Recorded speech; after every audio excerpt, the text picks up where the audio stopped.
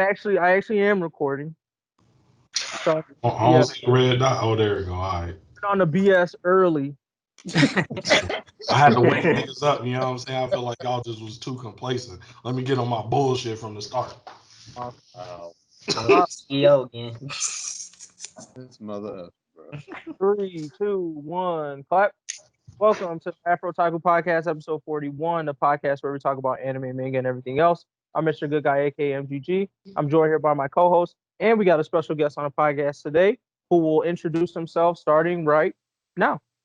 Hey, what's going on, everybody? It's your boy, Mr. Edie, aka Edie of the East. If you guys know, you can find me on any social media platform, and my YouTube channel is Mr. Edie, and my music is on Apple Music, Spotify, and all streaming platforms. Yeah, go cop him. He's super high fire, but hey, it's player 5. What's going on? It's Jugga. What up, what up, what up? I am Gramps. All right, let's jump right into story time. Mr. Edie, take it away. Man, all right, so check this out. This is the craziest story time I ever had. This is my first big house party. Oh, okay. I love it. And this is what makes it like a good story is at this house party I actually finessed and gave one of my friends an alley-oop for a girl he really wanted back in high school, right? So I get to this party and it's dead and there's not many people showed up, barely any girls. The girl to guy ratio was terrible, you know what I'm saying? So we sitting there waiting and then like 4 or 5 females showed up and we get the music playing and I got the playlist, you know what I'm saying? The boy can't sleep on the playlist. So I played on one banger, like, and we were kids, you know, so we playing like Red Nose from Gemini or something like that. You know what I'm saying? All right. Next thing you know, the girls started popping, dudes and chicks started showing up right out the door, just flooding the door like through the game. We get in the basement, we cut off all the lights. And then one of my homies, I ain't gonna say his name, but one of my homies, he was with this girl, he was really trying to cuff her real hard. So I was like, yo, grab her and take her upstairs, bro. And he was like, nah, I can't. He was real square like that, you know what I'm saying? So I went and told the chick, I was like, take him upstairs. So she took upstairs, you know, and they macking whatever. They come back down because apparently it got too rowdy, too noisy. And I was like, yo, man, you gonna grab her booty a little bit when she coming down? And he was like, nah, man, I can't. It's just too much. I'm like, bro. All of a sudden, the girl walked past. I grab her butt in front of him, and then when I did it, I hurried up and put my hand behind my back like it wasn't me. And she looked back and she thought it was him. So you know, she looking at him, she smiling, all happy and stuff, like, ooh, like you my dude now. Da, da, da. And then I like a bunch of guys standing behind me just laughing and saying, bro, we had to do it. He had to do it. And then next thing you know, the dude ends up dating the girl. I was like, But like the problem I have with that though is you touched her booty though. Right. It all started from you getting the free feels. listen. She don't know that, man. I know. You might have me too, low key. Hey, listen. I didn't want her. He wanted her, but he didn't want to take the initiative. So I helped him, gave him a little push, you know what I'm saying? And now look what happened. He ended up with her. The question is, so now like, I got a question. And the party's still going. The party actually got so good. It's so much better. Like when we got to the basement, we cut all the lights. Like there was like headlights and stream lights just like on the ceiling or whatever. We literally jumped up, took the wire and cut them hose. And then next thing you know, the cop showed up. Damn. So we literally me and all my friends, we booking it out the back door. We hopping fences and gates and stuff like that. And I think the cops ended up catching like 3 or 4 people, but we got our scot free. And then, party died. But like I said, my man's got his girl. I got, I picked a few numbers, good chicks, you know what I'm saying? You feel me? And then, we all had a good time. So now this is the question I wonder about, like the aftermath. It's like, let's just say, like, I don't know, 5 years down the road, him and his girl reminiscing on like, oh, how they got together, and she's like, yeah, and then he touched my booty, it was all cute, he. And then he like, oh no, so what actually happened was so now what happened when she like, hey bro, you gotta go defend my honor. Like if my man comes back to you, he like, bro, like all respect, but I gotta piece you up. Girl, bro. You like, look, you was right there in front of me when I did it. Why don't you want to piece me up, dang? Because his girl ain't asked him that. You know what I'm saying? Like sometimes your girl just be like, hey, today I want you to jump over the moon and shit. Listen, you gotta jump. They weren't together at the time. You feel me?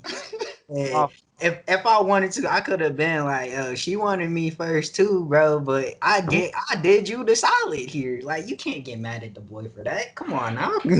What if it's even worse though, and then she finds out that you touched her booty, and she was like, "Oh, this is why I never was able to feel that same thing from that night." Hell no. It's like over with. She leave his ass talking about, all right, where's the Edie at? I'm gonna be like, not there. He is in a happy relationship, you know what I'm saying, away from all the nonsense. But like I said, high school, man. It was high school. Everybody getting the shenanigans, you feel me? Mm-hmm. It's true.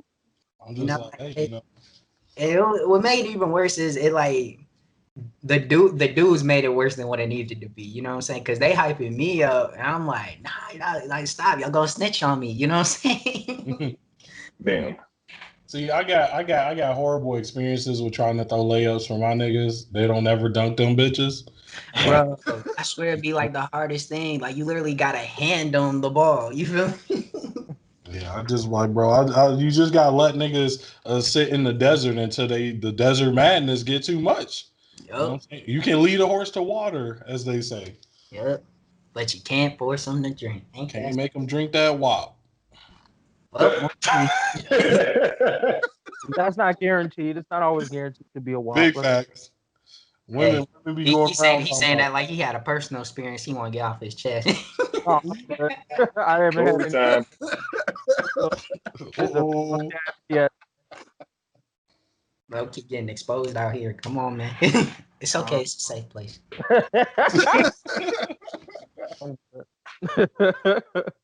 Hello, everybody. Welcome to the Exposed podcast, where niggas get exposed.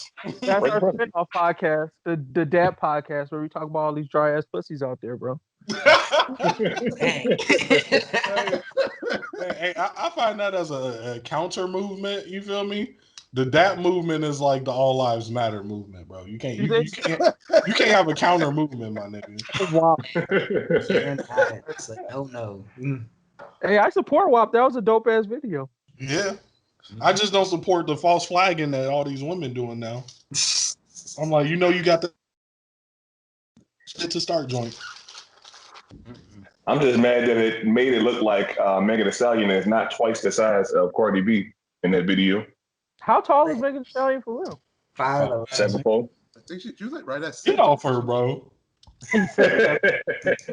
Listen. She is a stallion for a reason. I figured it ain't come from nowhere. Mm-hmm. Bro, that shit killed me when I saw some shit on Facebook. Meg Thee Stallion 5'10" and Cardi 5'3", so there definitely should have been noticeable height difference.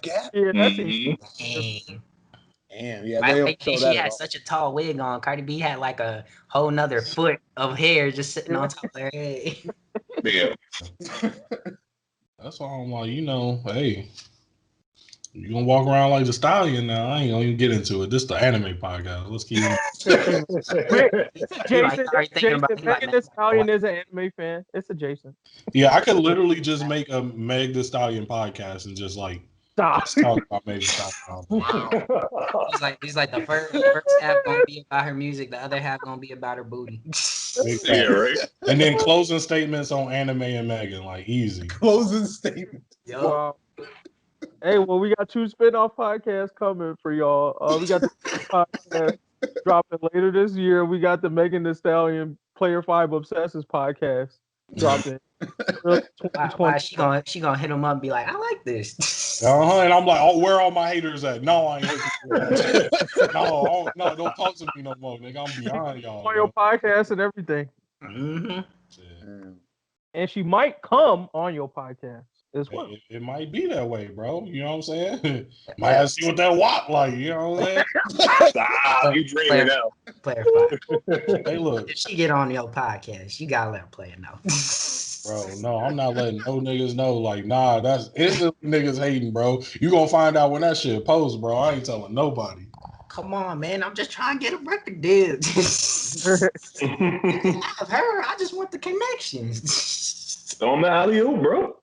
Hey, man, I'm trying to. Through this story, he's low key proven. Yeah, he might take the girl from you, bro. Exactly, bro. What if? Bro, Yeah, no, I can't trust it, bro. What if you pull a move on Meg before I do? You know, I'm a Chicago nigga. Like, bro, you getting shot. Like, that's how that. After you committed a relationship, so that you ain't gotta worry about that. I retired. All right, he said he retired. I retired. See, man, come on, guys. Hey, every nigga was retired, bro. It ain't few. It's few women in the world that I would throw aside all bros for, but she one of them. And I'm just sorry, bro. Like it's a wrap, nigga. Hey, I ain't mad at you.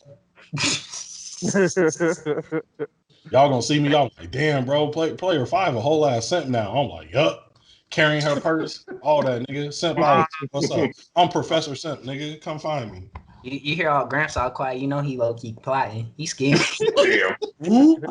I'm sitting here thinking how I could turn this nigga into Obito real quick. That's trying to do something to Megan Thee Stallion. This nigga say, all right, the world must fucking end now. Yeah, if I got Megan and then you took her and then Chidori her, aka, you know, Chidori that WAP nigga, I gotta kill you, bro. I gotta kill everybody, nigga. Like, world gotta go. You get Karen after that. Yeah, bro, like. It's like you took her and then you had her wearing a hijab afterwards. Like, damn. Damn. Wow. Welcome to my side. All her social media shut down. You can't find no pictures of her nowhere. It's a wrap. Wow, bro. That boy's wild. Yo. Damn. Zero fat material. Hey, bro, you got- See, Oh, wow. All right. Well, let's segue out of this. Right? Because this was really becoming the Megan Thee Stallion podcast. It really was about Hey, all I want is to say All from story time. on Twitter by the Stallion herself. You know what I'm saying? Just follow us. Follow us. Shout out to Megan Thee Stallion. You know, there's an interview slot for you at any point in time that you want to come on. We will make sure that Player 5 is not on the podcast. But we're not paying for that shit though either. I told you that was plotting. See, you worried about me. If your price is I'll pay for that shit. Fuck around. What? Player 5, this is why he not gonna be on the podcast that you're doing. We are willing to pay as long as it makes sense, bro. It's gotta be reasonable. Wow, bro! If I found out y'all had a session without her, we not even friends no more. I'm real like her. Wait, Hey, pause. bro, You it's literally only just hurt said you you dropped because the at whole that squad point, for Megan, though. So it's only gonna hurt you because at that point we blew up. So you can That's true. we left your ass, bro. It's crazy because it's only gonna hurt y'all. Because when I find y'all, nigga, I'm blowing niggas up. Enjoy that thing. Nigga. All right, bro. Let's transition from the Megan Thee Stallion podcast. All right, on to some decent news. Into some sad anime news. Kiss Anime and Kiss Manga got taken down due to some licensing issues. It's been a long time coming. F in the chats. R.I.P. Kiss Anime. Yeah. I mean, I get it. I understand. Don't mean we gotta agree with it. Right.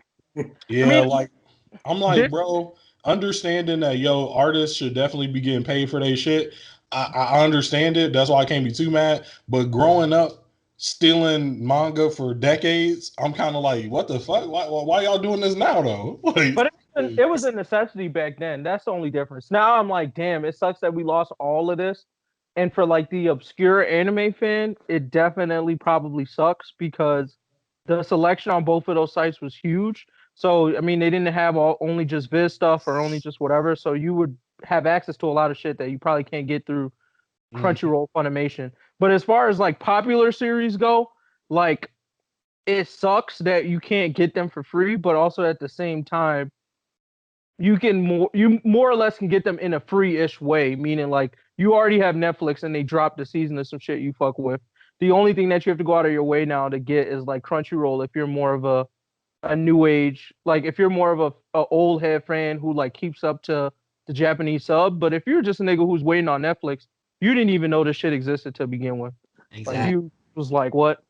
But the crazy thing is, there's really a lot of niggas out there, especially on this new wave of anime, of niggas that are Netflix only and don't even understand. I'm like, nigga, y'all looking at a drying up puddle. It's an ocean out there, nigga. Like, Oh yeah. crazy anime. Oh yeah. I You found watch you friends, started I don't know the life. That's lifestyle right there. Facts. I mean, but it's the crazy thing though. I don't know how all of y'all got deeper into anime and manga or whatever. You know, you're watching something on TV or in this age you're watching something on Netflix, and then suddenly that ends. You want to find more of that specific show, so you go on the internet and try to find some shit, and you end up finding, let's say for example, these illegal sites, and you're like, shit. You get into it and you get deeper and deeper into the culture of it or whatever, and that's how you essentially end up converting yourself into this otaku or whatever. Whereas with the avenues that we have now, they're a lot more restricted. Like with Crunchyroll, they're talking about, oh, nah, nigga, if you want more than these 3 episodes, you got to pay for it. And you're going to be less inclined to dive deeper into that because you ain't trying to pay for that shit. Yeah. That's the issue I'm seeing with it. Very I mean, true.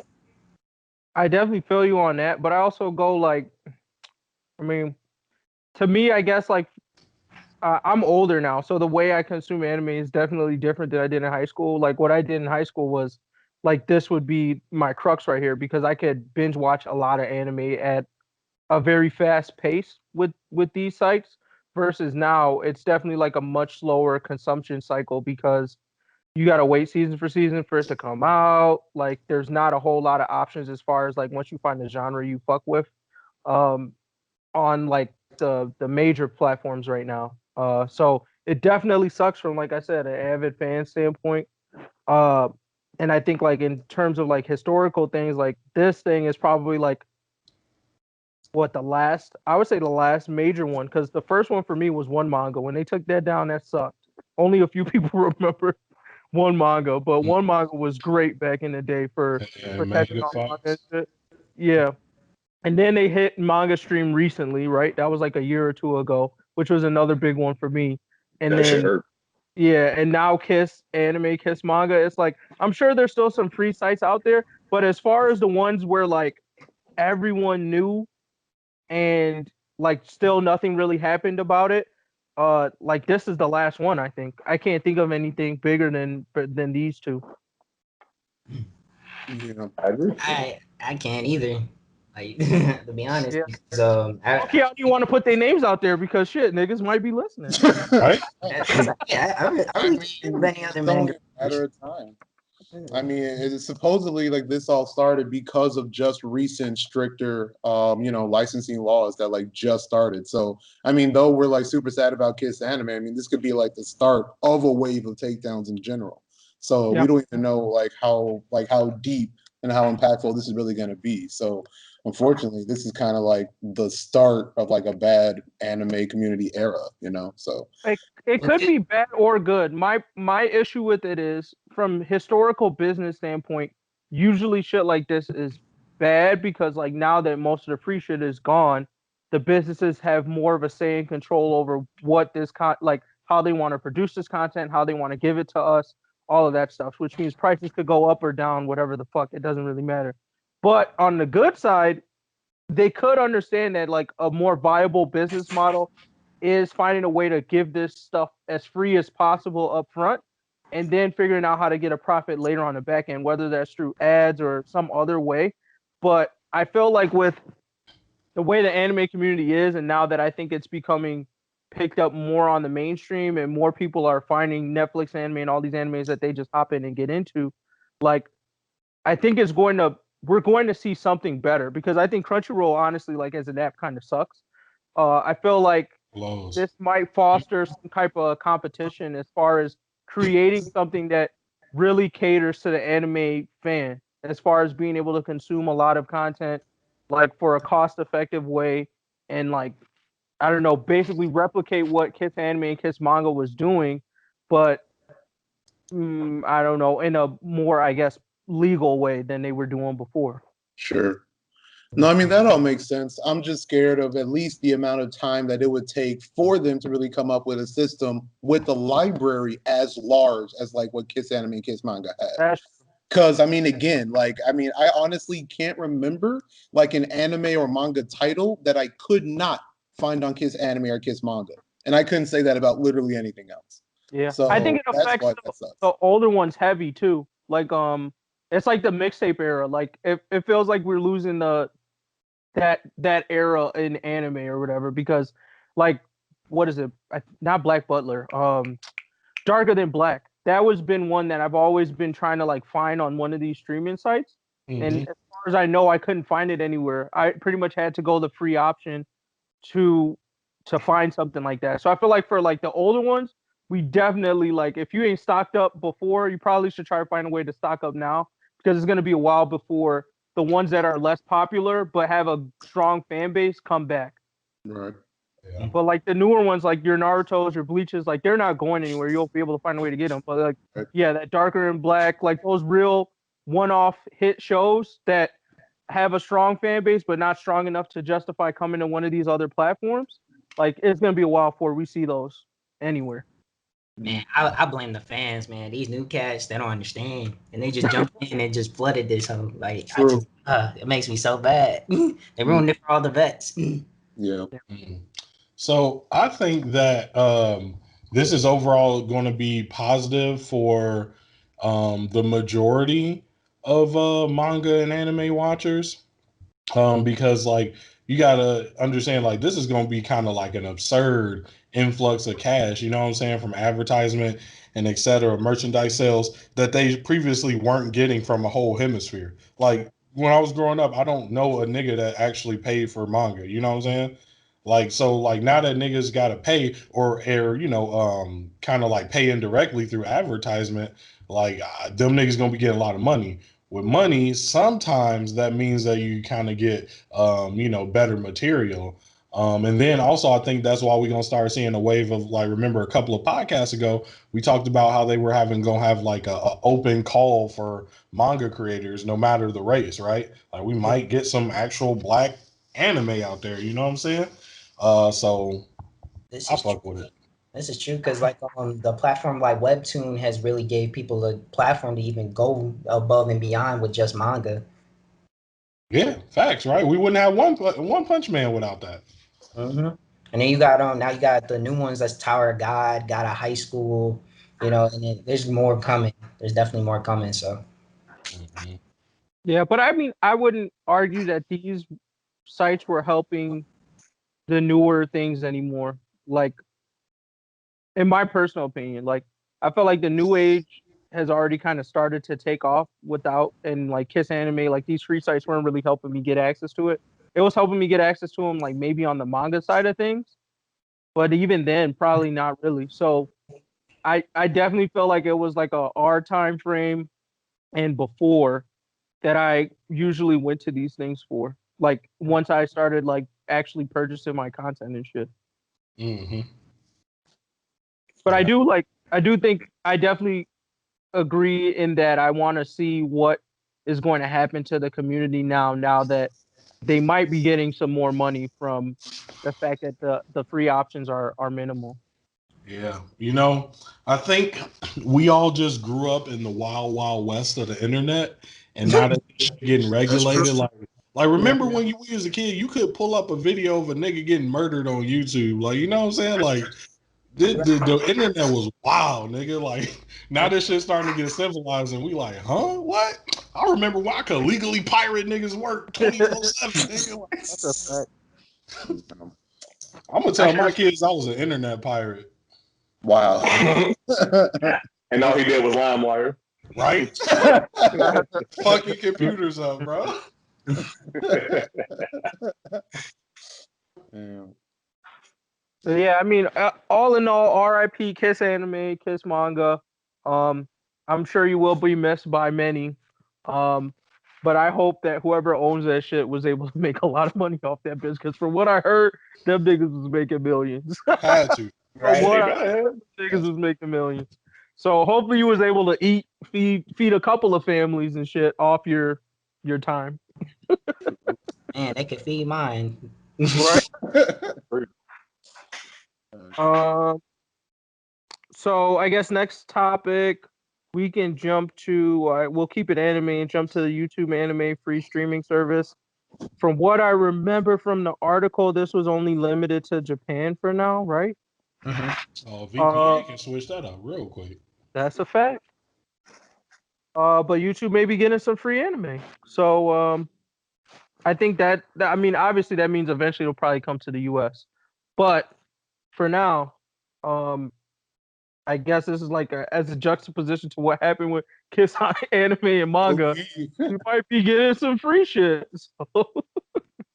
The way I see it, I think it's gonna happen just because YouTube has developed, a format or a system, I should say, to where you get paid off of free streams anyway. So it's like they'll get paid just in another aspect. So if the anime community gonna watch it if it's free. So if you got like you were to make like what 10 cents a view or something like that, if you got billions of people watching the same thing, you just make billions of dollars, Yeah. I mean, my only thing is that I think YouTube organization sucks, like as far as organizing these types of content. Because I mean, anybody who's been in the anime community for a while has watched anime on YouTube at one point in their life. They've tried at least. So I hope that they learn from that experience. Maybe interview some niggas who did that shit back in the day, looking for the Bleep Espanol Double Part 2 or whatever the fuck. Man, I still be watching some of the episodes and when learn how to improve that experience. Yeah, that's true. Like I'm reading the article here, and they're talking about an ultimate goal of over 3,000 anime titles. Like just thinking about that on YouTube, I honestly can't. Like I don't know how they would really do that. Like based on just how YouTube is just like set up in general. Because my thing is like they'll help you discover some stuff, but at the same time, you kind of have to know what you want in mind.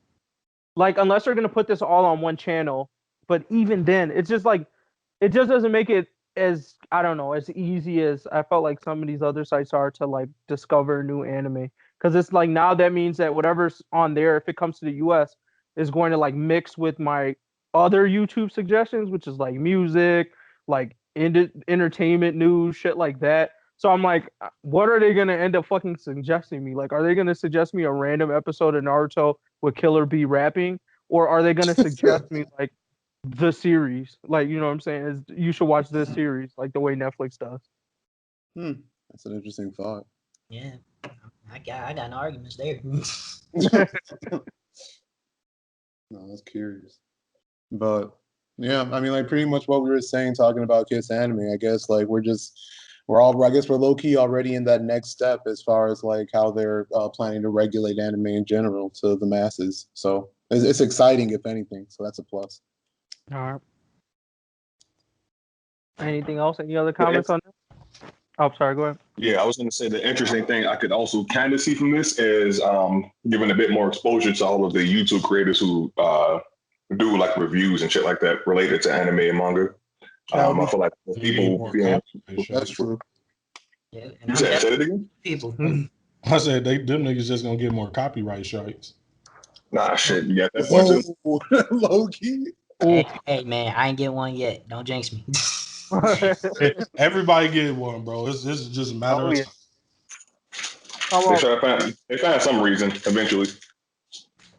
Eventually. Oh no, you said Naruto so many times in one video. Yep. It'll be some video you put out years ago. Magically, you'll be like, boom, one strike. Like, what the fuck? When did this happen? 2 strikes. What? Ah! Time to relax, bro. What kind of flood system is this? Hey, bro. Just I don't know, a nod to the old podcast name. We had a totally different podcast name, but thanks to YouTube, we're now the AfrOtakus. It was good and bad. Wow. Hashtag copyright strikes for the win.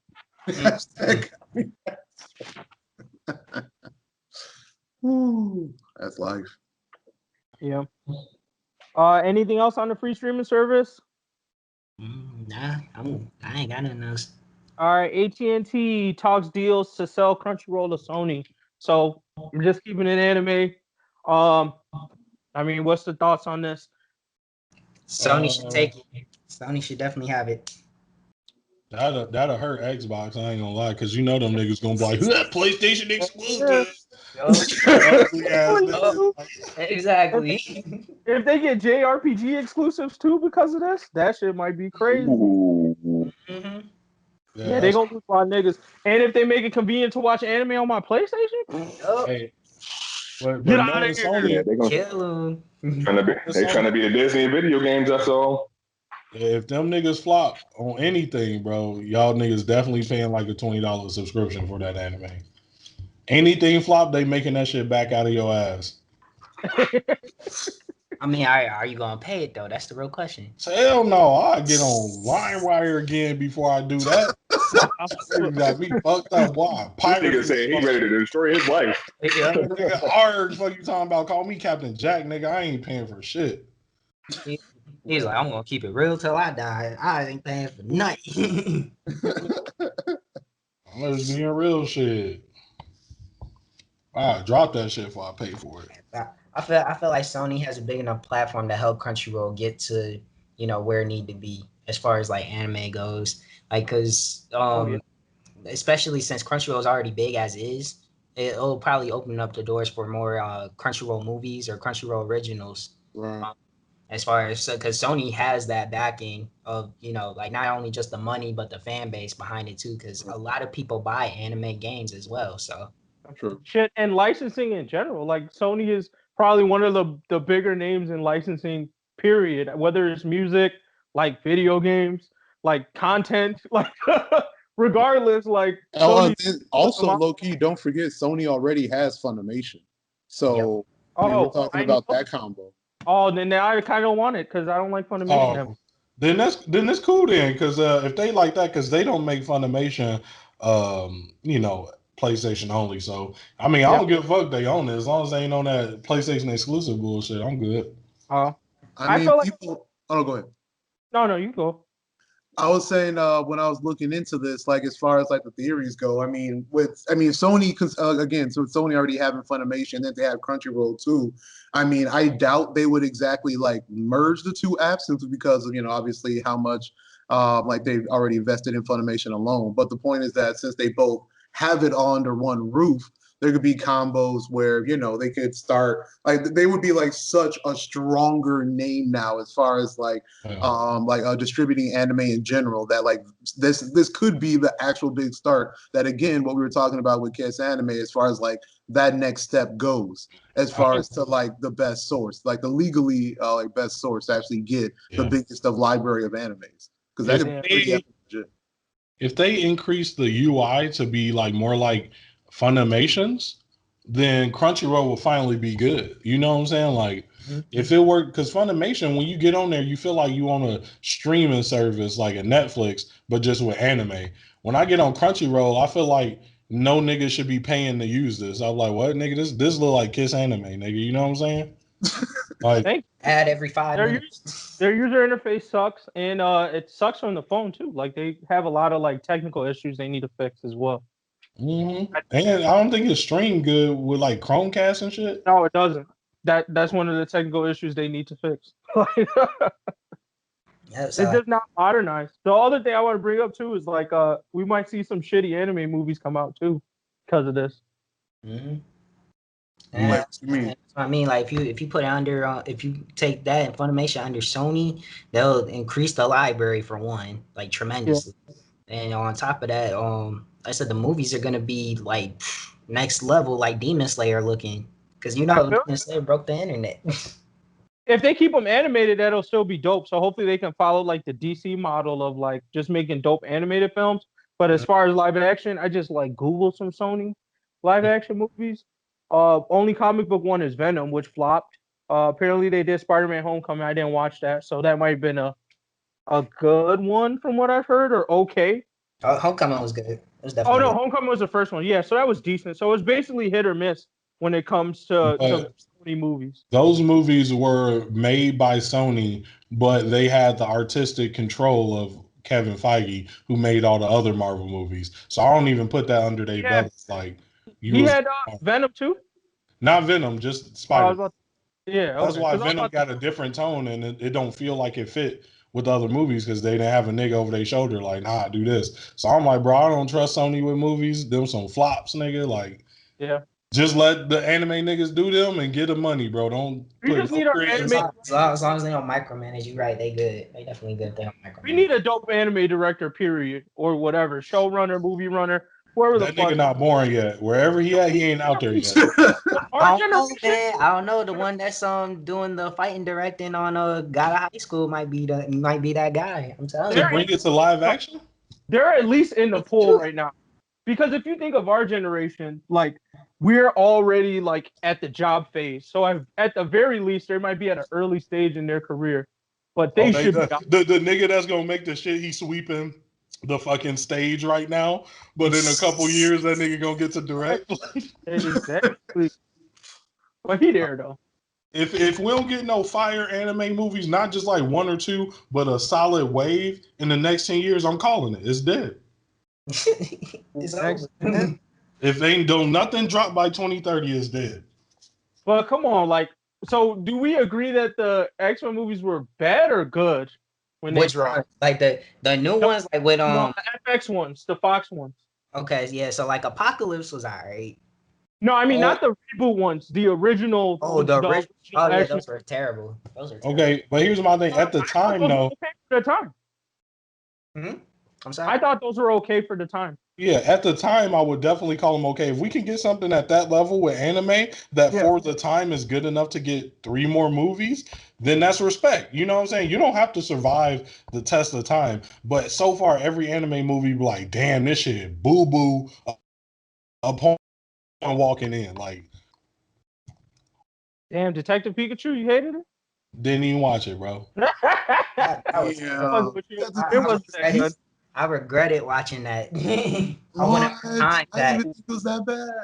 I wouldn't say regret, but it wasn't that good. I want my time back. I was hoping to see, I choose use people throwing Pokeballs, all that. None of that. I ain't see. Oh, you're one of those that's got to fit to the original, the source material kind of folks. Not even. I just wanted to see an actual battle, like a Pokemon battle, not like they're just fighting each other. Like I wanted to see that whole like Thunderbolt, do this, do that, like just have a trainer aspect to it. That's all. Yeah, that's fair. Yeah, it is. All right. So let's try to rapid fire the rest of these. So Inuyasha sequel for me, high level. I don't care that much for it unless they're about to do a Boku Tachiwa remix. I didn't like the original Inuyasha one, so that's it for me. What does everybody else think? They got one chance. If they mess it up, they're in the scrap with Boruto. They got one chance. Yeah, I give them that, like, because I couldn't fuck with Boruto because them niggas got 500 motherfucking chapters out of me. Inuyasha didn't get that much out of me, so I'm like, I give you a chance. I give you 3 episodes just like everybody else. If it don't turn up, trash. Yeah, I mean, like basic anime, standards have like increased with us as far as like time goes from, the start of Inuyasha to the start of the series. But as far as the premise of the series, I do find it interesting, and I will give them big ups making all the MCs, like women daughters. I am interested to see how they're going to take that aspect of it, since like pretty much the only big hitters, at least from what I remember of Inuyasha, was like Kagome and Kikyo, and like everyone despised Kikyo, so she probably don't even count. She was a home record. You know what I mean? So this is what I want to throw out here real quick about Inuyasha is that like when Inuyasha came out, like I think it hit big because it hit on Adult Swim, which was a very limited amount of anime you could watch. Like niggas didn't have a choice. But I think now if you stop and sit back, you're gonna realize that Inuyasha is a seinen, like is technically targeted for little girls. And so, like, you're going to be like, yo, this not as lit as I remember. And if they do it the same way, we're not going to remember it being as lit. We're going to be like, this not as lit as I remember. So I don't think it's going to stand the test of time. No, see, like that's the facts. And like to be honest, I'm completely in agreement with you. But the fact of it being released during this time is that they actually have a chance to hit like more I guess we'll say like shonen or like main boys or like young men like aged during this time, considering what's actually popping in the anime community right now. So I guess it pretty much like depends on their choice. And then not to mention, based on the trailer, the animation itself looks like decent and still gives you the Inuyasha kind of flavor with it. So all I'm saying is that like it clearly shows updates, at least for a minimum, the animation, and we'll see how it's really going to go along with the action too. But I'm just saying like there's an opportunity there. So pretty much like you said, like 3 to 4 episodes, we'll pretty much get a good picture of the field. So Yeah, the only way they'll make it though is if they have a really bad villain, because I don't think anybody's worse than Naraku. So you mean like bad as in like evil? yes. Oh, okay. Yeah, I mean like Naraku ass back. I know that. Yeah. Oh my god, fucking god. That was shit that pissed me off about the original series. Is like I watched all those fucking episodes to get to the point where they was like, yeah, we still ain't finding this nigga. We almost got him, but like fuck you. And I was like, that was what made me go like, I can't give y'all the second chance. So like maybe like y'all give it a one episode, but like Player 5 said, it's really a shoujo, so it's for little girls. And I think that's what I'm gonna find out when I watch this sequel, anyways. And I think that's what a bunch of niggas who might have just been like a little dizzy from their 3 a.m. Adult Swim experiences might find out as well. Like it's like, oh, this wasn't what I thought it was. Like, because that nigga, all Inuyasha did, he didn't even get that many power ups. He just spammed Windscar. Yeah, Windscar or Iron Reaver Soul Stealer when he didn't have the Windscar or the sword. Exactly. The thing that killed me, my man's, he would get a power up and be like, yeah, bro, I got this power up. We went through this whole thing so I could get this power up to beat Naraku. Then Naraku would just slide out on these niggas. Like, what? What was all this for? Every fucking time. He ain't trying to die. The hardest niggas to me were those humans that had like special powers. That arc where they fought those dudes. Those are the only arc that I really like fuck with because they actually fought in that. They was throwing big hands. Yeah, other than that, I was like, fuck it.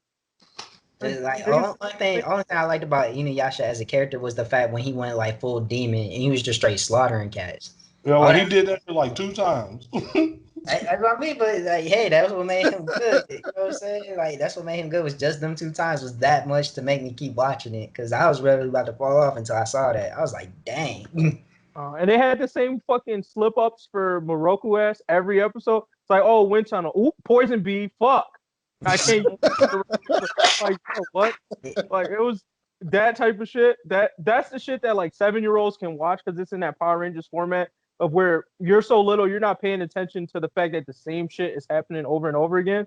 But like as an adult, and like even with this newer way of anime storytelling, like people are getting smarter. Like you can no longer do that like villain of the week shit. It gets old quick. Like you got to switch it up kind of fast or make the arc very interesting. Yeah. I hate that I cannot agree and cannot disagree with you. It's true. But yeah, other piece of news, I don't even know what their actual position is, but the niggas that did the original Avatar series that moved to the Netflix project said, fuck y'all, we out. This shit ain't gonna be what we wanted it to be. So if it's shit, don't blame us. It's basically what said in so many words. I mean, it explains a lot because we heard something about this thing like a while ago, probably like a year ago at this point, and we haven't heard anything else since. So this probably explains why we haven't heard anything else since. Yeah. With the bad PR, I don't know if Netflix is going to flip the script and try to bring them niggas back on, or if they're just going to scrub the project as a whole. Who knows how deep they are into the shits? They might not have that option right now. But what do y'all feel about this? Y'all think it's going to be good now?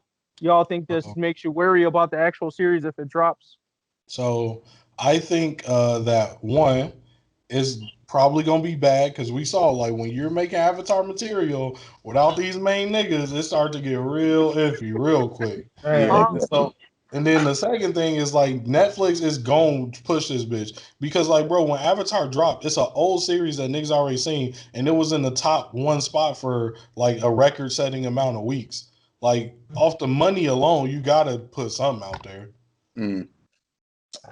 But I mean, you got to be careful. Like I'm seeing in the news that people are literally about to like boycott this though if it is released without them coming back. The creators actually coming back on the project.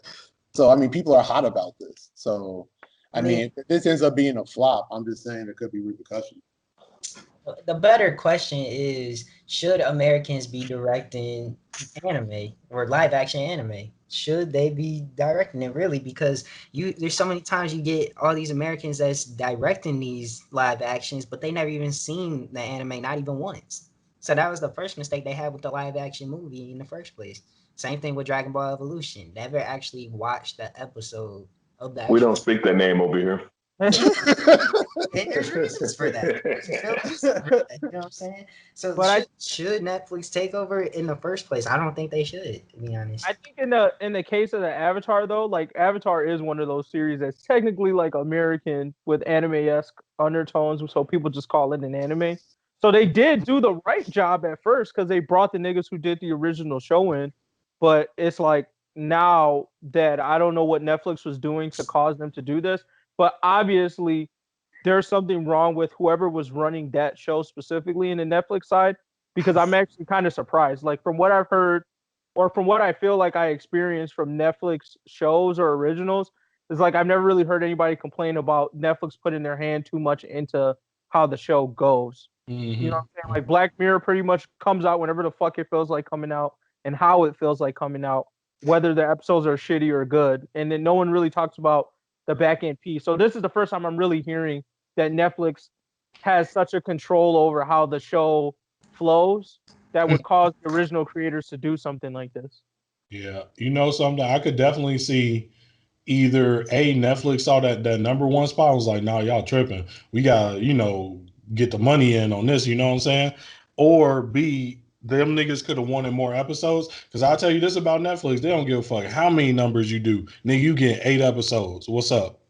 Like that that's how they probably was like, hey bro, we need 10, we need 12. Nah, you got 8, bro. I mean, are the 8 fire? That's the real question. Is the 8 fire? Oh, hey, Netflix don't give a fuck how fire that shit is. Your shit could have got 1 view or 1 billion views, nigga. You get 8 of them. Dang. It is what it is. All right. Well, if that's it on the Avatar thing, any other comments about it? Nah. Nope. All right. Just hopefully they don't call him Aang this time. I think they learned that lesson, hopefully. But if they didn't, that's like if the first 5 minutes of the episode I hear that, I'm shutting it off. I'm unsubscribing from Netflix if that happens. Yeah, like, paying attention to shit, bro. Like they should have at least left y'all. The 2 creators that left should have at least left y'all with that note. Do not copy anything from this movie. Period. If you do, this will flop for sure. Hey, no, it'd be lit though if some dude was like, is this Aang? He's like, no, my name Aang. That'd be lit. Just that little drop. Just a little bit of disrespect to be like, we peeped y'all niggas was trash, bro. Like that'd be enough for me. I could picture a whole crowd of people just being like, yes, right. So yeah, Gramps, did you want to talk about the Pixel? Yeah, I'm going ahead and bring that shit up. So that shit, the Google Pixel 4a should be releasing on the 20th of this month. And I gotta say, I'm definitely copping that bitch as a broke nigga right now. It's basically giving you essentially the same experience of the latest Pixel that just came out not too long ago, except it's a lot cheaper. This one should be at a price of around $350, and it's like, okay, you're getting something from Google, so they ain't finna just give you no piece of shit phone or whatever. And at a price like that, given a lot of these phones being in getting close to 1,000 or 1,200 with the latest Note phone and shit like that. No respect to you, Miss Edie, because I know you tried to convert the fam, but they couldn't make it because they probably saw them damn Note prices. I see my phone now. Exactly. You get a lot more and better options with you having a phone that is at this high of a quality and at that cheap of a price. I feel like it's hard to beat that. I just wanted to see you guys' opinions on it. Teardrop to my eye, I'm missing out. Damn. Wait, I mean, real quick again. What price were they dropping for it? Do we know? $350. Oh, dick, for real? Exactly. Huh. I'm Team OnePlus. He's with the lying. So, Phone does not exist. so I think I'm still gonna stay on my joint. I did always like consider Pixels, wanted to get one in the past, but to me, unless like extenuating circumstances occur, I'll probably just stick with my OnePlus for a while. So I don't see myself switching teams just yet. Yeah, and that's the thing. I used to fuck with OnePlus just because they came out being the flagship killer. It would give you that top quality phone with the low tier prices or whatever. And it's like, okay, y'all trying to change the game, y'all. Going against these big major companies or whatever. But they eventually started rising up in their prices, and now they're near everybody else with their shit. Yeah, the Pixel definitely comes. This 4A definitely comes at a price point lower than I think whatever the latest three OnePlus phones that are out right now, probably. So like the one I have right now, I think when it dropped, I paid like $6 for it. So, yeah, I mean the price point is definitely appealing. It's just like I guess it depends on when I feel like I need a new phone. Mm-hmm. Yeah, no, same here. Because I was planning on. I think I still got what was this? The S7, and I was planning on getting like a new phone like last year. But I mean, like ever since the Rona, like I'm barely doing anything like extracurricular with the phone in the sense that I truly need an update. So, I mean, I've just been like the 7's been just working, doing everything I need for like years now. So I just haven't even considered getting a new phone again for like maybe like the past few months. So as far as getting the Pixel 4a, I probably won't, for the simple fact that when I actually think about getting a new phone, the next Pixel will probably already be out. That's true. I'm in basically the same situation. My Note is going hard, on like 2-3 years now, and this motherfucker's just still going hard. So shit, until this motherfucker stop working, I'm good. Right. So with you being on the opposite side of that spectrum, Player 5, would you be copping that next Note phone or whatever other Note phone in the future that comes out for that over $1,000 price? I will say this is that so far, from what I've experienced with my Note device, it has been the most pleasing cell phone experience I've ever had, and I wouldn't mind sticking with the with the group or whatever, or with that product. But the issue I have is that the cell phone game change up so quick that year to year niggas can go from like you don't have that same consistency you used to have. You know what I'm saying? Like next year it could be Pixel that's top dog, or well, not Huawei. Them niggas done for in the US, but you know what I'm saying? Like any nigga could just come up. So it's just gonna depend on when I'm ready to get my phone, what's looking good. But if they still looking good, absolutely, like nothing but pleased with my experience from the Note. Nah, next year we gonna have microchips in our brains and we just gonna make phone calls in our heads. Shit, dial me up, bro. I'm ready for the future. I'm good. I don't know. I can't do that shit because I mess around and be fucking watching porn in my head and then get a phone call from my grandma. And that shit's still playing in my head. I'm like, oh, hold on, grandma. I'm trying to turn this shit off. Hey, like these COVID-19 vaccines, I'm not gonna be the first one. That's all I'm gonna say. You ain't catching me first. I'll wait till y'all put that in y'all head first and see how that works for y'all, and then I'll join up later. You need to test Florida niggas first, bro. Them niggas. That's probably not a good. That's not like an edge case scenario. I feel like whatever you learn from that probably isn't applicable to the whole American community. You learn what not to do. Yeah, right. Okay. So last point. Is should Sony and Xbox merger? Mr. Edie, you want to give us the background on this question? All right, so basically, I was hearing a question from Facebook, a guy that I know or whatever, and he said that he believes that Microsoft and Sony should merge just because, as far as technology wise, Microsoft has way better technology, but they have better processing speed, better sound, like, or picture, I should say, better picture for the console, whatever. Like they can go to 4K 30. PFS. A lot of people don't really care about that. Some people do, but a lot of people don't, because they can't even tell the difference. But he was just pretty much giving me all the pretty much schematics of an Xbox, and then the only thing he said about Sony was it just has the hype behind it, and their games that have exclusives that carries them. And he said if they merge together, they will possibly lead the future of gaming. He totally negated Nintendo. He didn't even, you know what I mean? Like, I'm like, how you negate Nintendo, but then he just straight bashed Sony about like everything else, saying like the fans on PS4s are loud. You guys don't go into 4K. I'm like, listen, PS4 has, or not just PS4, Sony has proven to lead the future of gaming like in the past by itself. It never needed help from Microsoft, like, or any other gaming platform at that. Like, for example, how many of you guys have an Xbox at your house? This guy. Player 5.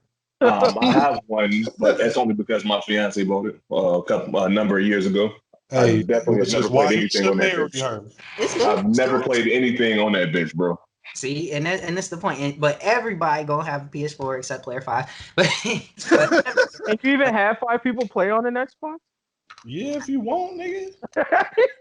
But you know, most Xbox niggas not broke, so niggas not playing on the same Xbox like that. Wow. See, that's Xbox usually talking like that matters. You know what I'm saying? But yeah, like for everybody has PS4 now. You know what I mean? Everybody plays it, and I feel like that Sony changed the whole game as far as gaming. The gaming industry went was the simple fact, like when the PS3 came out.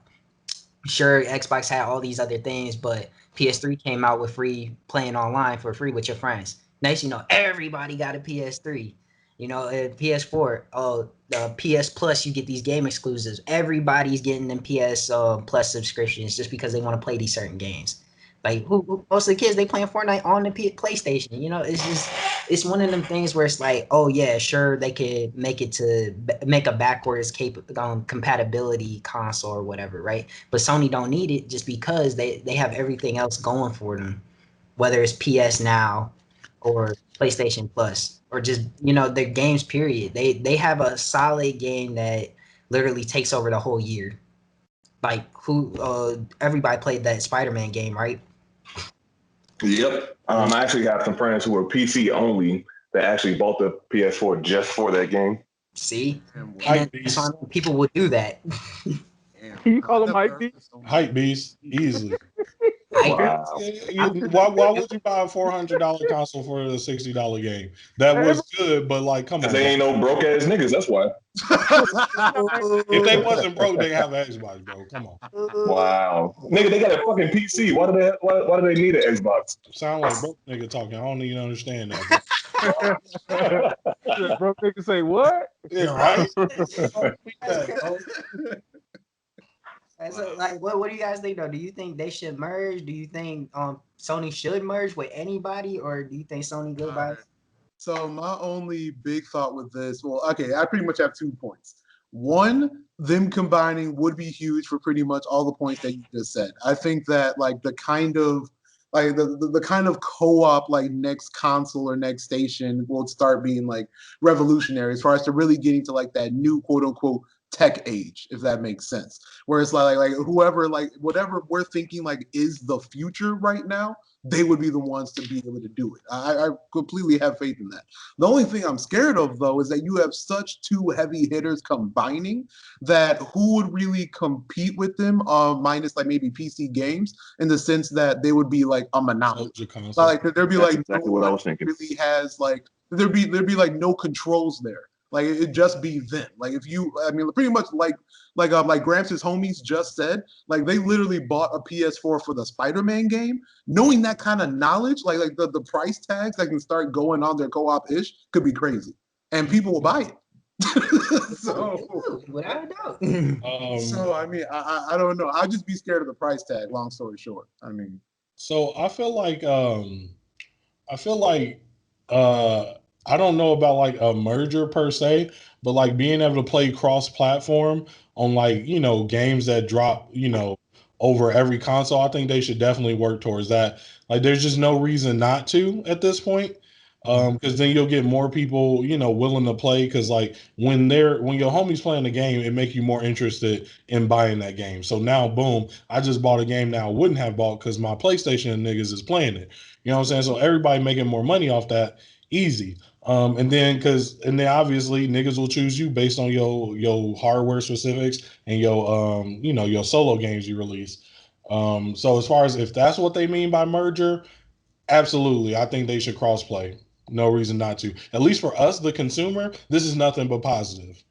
Spoken like an Xbox user. Yeah, I mean, but from y'all, Sony niggas, I mean, it's cool. Y'all got little dainty hands. Y'all need them little ass controllers. That's okay, bro. Like, I'm used to being a grown ass man out here. You know what I'm saying? So like, yeah, he used to put battery packs up in his controller. Stop it, hey, bro. So okay, no. Actually, no. Wait, hold on. Play 5 real quick. I'm glad you mentioned that because out of curiosity, let's say, just for the sake of argument, right now, that Sony and Xbox systems had the exact same controller. Perfect for any size person, you included. Would you feel any differently about PS?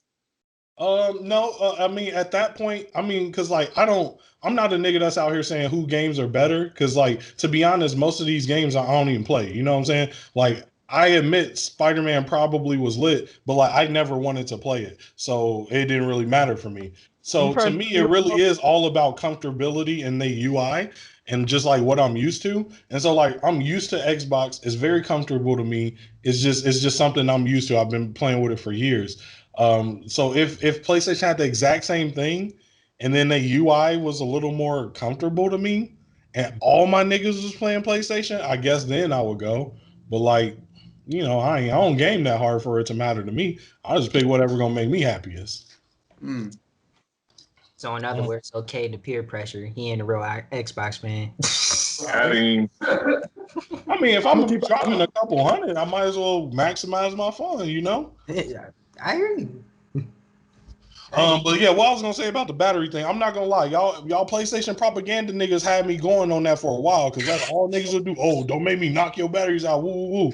But then this is the crazy thing, bro. I finally had to be able to be around PlayStation niggas. One of my best homies ended up getting a PlayStation. Let me know the real scoop. Y'all be talking about, oh, we ain't got batteries. Y'all shit lasts for like 5 hours, nigga. Like what? I be playing on my Xbox controllers for days before I have to charge that bitch up or get new batteries. Get out of here, nigga. Go plug your shit up, bro. You know why we plug it up? It's because we game too hard. Oh, because y'all niggas basically got a wired controller. Man, wire. See, we came a long way. We went from wired to wireless. Just in case you need some quick tech history, play 5. Like, you need that catch up. We got you. Man, remember the multi tap when it was like you want to play. I can't hear whoever talking. Y'all breaking up. Oh, can you hear me? I can now. I said, remember when we used to have the multi tap, and everybody wanted to play. Like, if you want to play 5 people, you get the multi tap. You just plug it in the system. Oh, yeah. You got like 5 ports. That was gold. Yeah, I remember those days. Back when motherfuckers had to get crowd around one TV and shit. That was the epitome of gaming. That's true. So those were some good times. I feel like if Sony was going to merge with anybody, it probably should be Nintendo, to be honest. What? That's not even comparable. Nintendo don't even sell the same type of game. Nintendo don't even let you chat with niggas online. Bro, if Nintendo niggas had a shared system, it would break them soft ass Nintendo niggas. Like, do y'all remember what the Wild Wild West, the online y'all game was? need to stop putting smut on a Nintendo name. You gotta relax, bro. Stop it. Some little kid to get on their Nintendo like, yeah, y'all about to have fun. Somebody turn on like, nigger. The thing them niggas didn't go through the cultural revolution. You wildin' because people forget that the original shit starter system was Nintendo. Nobody has ever gotten madder at anything, even to this fucking day, than they have at a Mario Party, a fucking Mario Kart race, anything on fucking Nintendo. So all of this shit talking started on Nintendo. Why they shut that shit off is because niggas will kill niggas on Nintendo, bro. They will take it that far. That's how petty Nintendo games are. Nintendo games are fucking trash. Like, if you play them shits and then you heard someone on the other line talking shit to you After you know they the nigga that hit you with the blue shell, oh, I'm pulling up. Fuck that. I'm pulling up. Well, that's why they shut that shit off. That ain't had nothing to do with no weakness. That's saving niggas' lives. Nintendo, keep doing that shit, bro. Niggas will be dead if you don't. I'm sorry. Exactly I can't.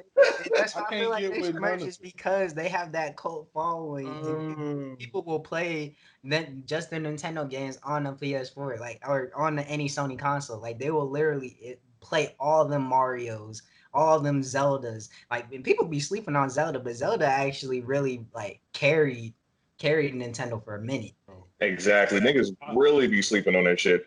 I can't get with none of the slander that is saying that, you know, any other niggas pioneered the online game, because we know Xbox 360 and Call of Duty Modern Warfare 2 pioneered the online game. If you ain't get woke up randomly at 3 in the morning, turned on your game and had a 10-year-old from Iowa call you nigger for no reason, period, bro, you ain't been in the Wild West of the online, bro. Oh, Listen, no, I ain't gonna but you fault had a nigga sitting right next to you, driving the same fucking car. You was in the whole time. That nigga come out of nowhere, hit you with a blue shell. After you get up in that blue shell, hit you with a red shell. After you get up in that red shell, hit you with a green shell, and get first at the last minute of the race. I don't care what you talking about online. That N-word 10-year-old ain't got shit on the nigga that's sitting right next to you, smiling after you did that shit, bro. Do you know how much like willpower you have to knock that nigga in the face? He's right next MTG, to bro. you, bro. That sounds very personal. Hey, who hurt you, bro? Who we got slaughtered? What's your frustration, big fellas? No, that's anybody, bro. Mario Party. If you ever play Mario Party, you got a story like And the that. nigga that took your motherfucking star off you, You got bro. a story like that, bro. That's what it is. Nintendo invented that being angry at niggas next to you. All that online game did was allow you to separate you from the nigga. But come on. Competition. And Player 5, I ain't even gonna fault you for the Call of Duty. Yeah, Call of Duty did carry for a minute, but it's getting drowned out because like Call of Duty horrible now. yeah, exactly. It got so drowned out now that they had to steal from Fortnite. I mean, I will go ahead and admit that Call of Duty ain't shit now, but niggas can't say that it wasn't one of the pioneering games for online play. Like that shit was. I can say to that because To me, go ahead. No, you good because I'm pretty sure you gonna say it better than me. Oh no, I was trying to close it out, but all I was gonna say about the Sony and Xbox merger, from my perspective, is Sony doesn't need to merge, Xbox doesn't need to merge. Anybody playing those two systems are playing it for like one or two reasons. Either they're playing online with their friends, A, they're like a gaming YouTuber, or B, like they're playing some games because they can't get it on the PC. So anybody who cares about the tech specs is a goofy, because why wouldn't you just build a PC at that point? Like it doesn't even make a difference. So my thing is just like, people are like, if they merge, it really doesn't add any value to me to either company, because most of the games are shared across the platforms anyways. The only thing is there's a couple of exclusives you'll get to play on either one, but the controllers are basically the same. So at the same time, it's like, what's the benefit of now I get to play Infamous on Xbox? It doesn't change anything for me. So I don't see the value of merging at all. I think they should just stay separate. If anything, they're just like my single player gaming / Netflix box. So they should just get better at that. Fair. Totally agree. The only thing we need is crossplay. That's the only thing that I feel like we should have across all of these systems, whether it's through the consoles and the PC. Fuck Nintendo, you know they ain't gonna never be in the running for that shit. But Man, come on, why y'all? You know Nintendo would never be down for no fucking crossplay. I think the only thing that they would probably do is the damn Fortnite They hurting game. right now. They hurting right now. You know, desperation's about to kick in. No, Nintendo ain't got the games to do that. Like, to do the crossplay. Like, what are you gonna play? Like Call of Duty 1 on Nintendo and try to crossplay it with some nigga on the PS5? Like, I would hate if they crossplay Nintendo, because whenever they do like all that crossplay, they gotta spec the game to the lowest console, and I'd be hot if I got fucking Switch graphics on my Xbox. I just dropped like 600 for. So you got the GTA San Andreas Cup hands and shit. All right. Oh, man. That's awful. I was thinking more didn't more just like be- Smash Brothers. You know what I'm saying? Smash Brothers could have worked, but yeah, when you talk about GTA, like, oh nah, man. I'm like, I can't go for that. So Mm-mm. Well, all right. I guess we can move on to the anime segment. So up first in this, we got a one-sided versus Sakura versus Hinata. I think we were all in agreement that this is a one-sided versus. I guess the question is 10 out of 10 fights. What's everyone's guess? Mine's is 10 out of 10 Sakura. Anybody got like the same, below, higher? I think got the discrepancy was with Sakura as a child versus Hinata as a child. Oh, that's a Oh, good that's where we question. want to Oh, target. so it's not adults? No, Oh, no, shit. I because mean, like adults is so one sided. It's crazy. yeah, like I think that's definitely like she getting drugged. The only chance to even pull off one of these fights is as a child. You know what I'm saying? So I'm like, if we arguing, either you arguing 9 out of 10 Sakura or 10 out of 10 Sakura. But now we wondering if this 9 is coming from when she a kid or not. So No, the question, that 9 is coming from Yeah, her actually, sleeping. no, I think that could be. I mean, that could be a discussion because I personally think, if we're talking like tuning exams, I think Hinata got Sakura. Oof. oh, Because Sakura was useless. I thought you were talking like Genin preschool, Raka Sensei preschool thing. Like Hinata ran up, slapped her one time. You know what I'm saying? Like that was where the one came from. But okay, She made her cry and shit. yeah. Let's be honest here. You really think Sakura's gonna pull up on Hinata in the tuning exams? Come on, man. Big facts. So let me go ahead and just say my piece, you know what I'm saying? Since niggas tripping. See, this is what y'all doing, bro, because you know, my man stopped writing any character besides Naruto or Sasuke. Y'all taking Neji hype, because Neji was that real nigga. I understand it. And y'all letting that shit drip off on his cousin Hinata. Let's keep in mind that one, Hinata was such an embarrassment to her family that they literally took away her inheritance.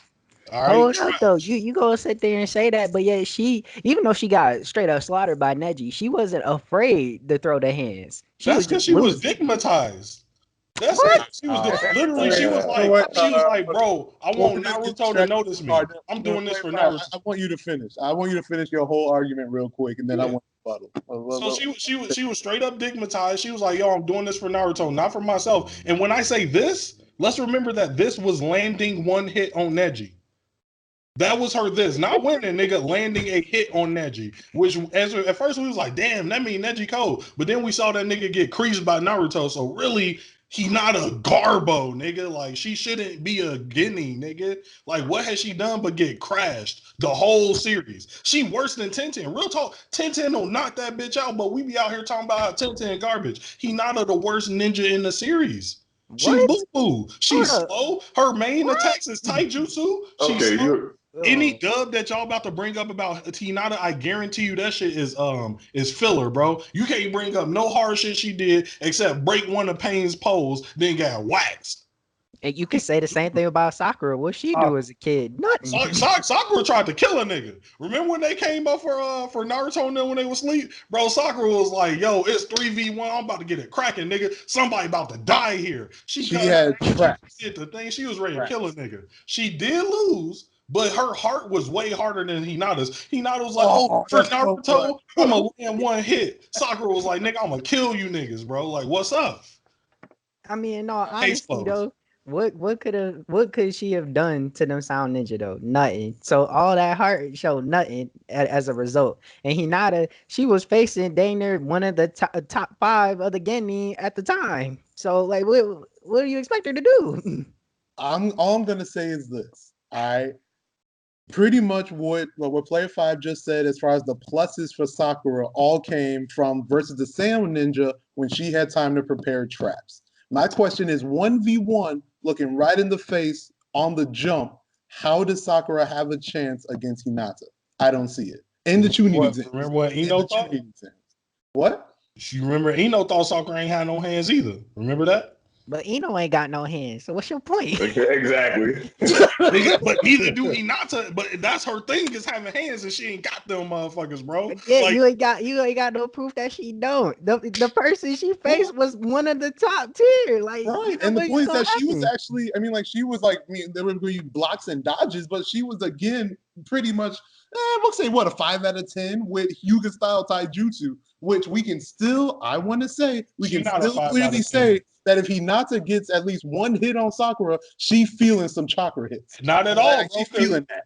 Another misconception is that Byakugan users can just hit you and take your chakra away. Like, no, you have to aim. Neji, at least in the manga, was known for not missing. Neji is a freak of nature. Like, missing is normal, which means, like, every hit not gonna knock your chakra points out. She was so bad they took her inheritance away. Nigga, she ain't hitting no chakra points. She's barely a ninja. Though.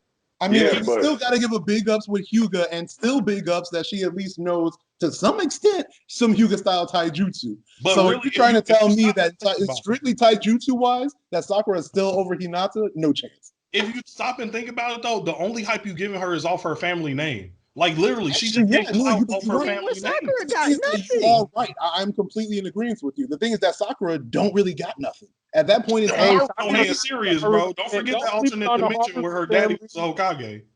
Alternate dimension. Alternate. Alternate. That's give you some time to retract that, but okay. You asked me about that. Look, You also one on the one, Haruno I still haven't heard anything to say that Sakura beat Hinata in a fight, to be honest. All I gotta say, Sakura has actually won fights. She has actually been in more than 2. And we're not going to even say 2 for Hinata, really 1 for Hinata, because the other Hold up. Tenten could have beat Ino. Right. I agree with So that. what's your point? Anybody could have beat Ino. Stop it. Not Hinata. Who did Sakura fight in the land away? Are you telling me that? Oh, what other female characters do you think would have gotten A hits on Neji? On Neji, a hit, a single hit? Yes. Tough. Nobody. None of them. So what the fuck are you saying, man? Tough call. There you go. Drop the mic. Okay, but here's my thing. Every other person that would have tried to get a hit on him is also not a taijutsu expert. The fact that she is a taijutsu quote unquote expert, but she's still trash at it is like, what do you have, nigga? That's your go-to. Hold on. So you're saying that she's a trash of the experts, right? No, not So at let's all. say- I'm saying that's her major, and she getting D's and talking about D's get degrees, nigga. Like that's what she is. Her major is taijutsu, and she not prospering.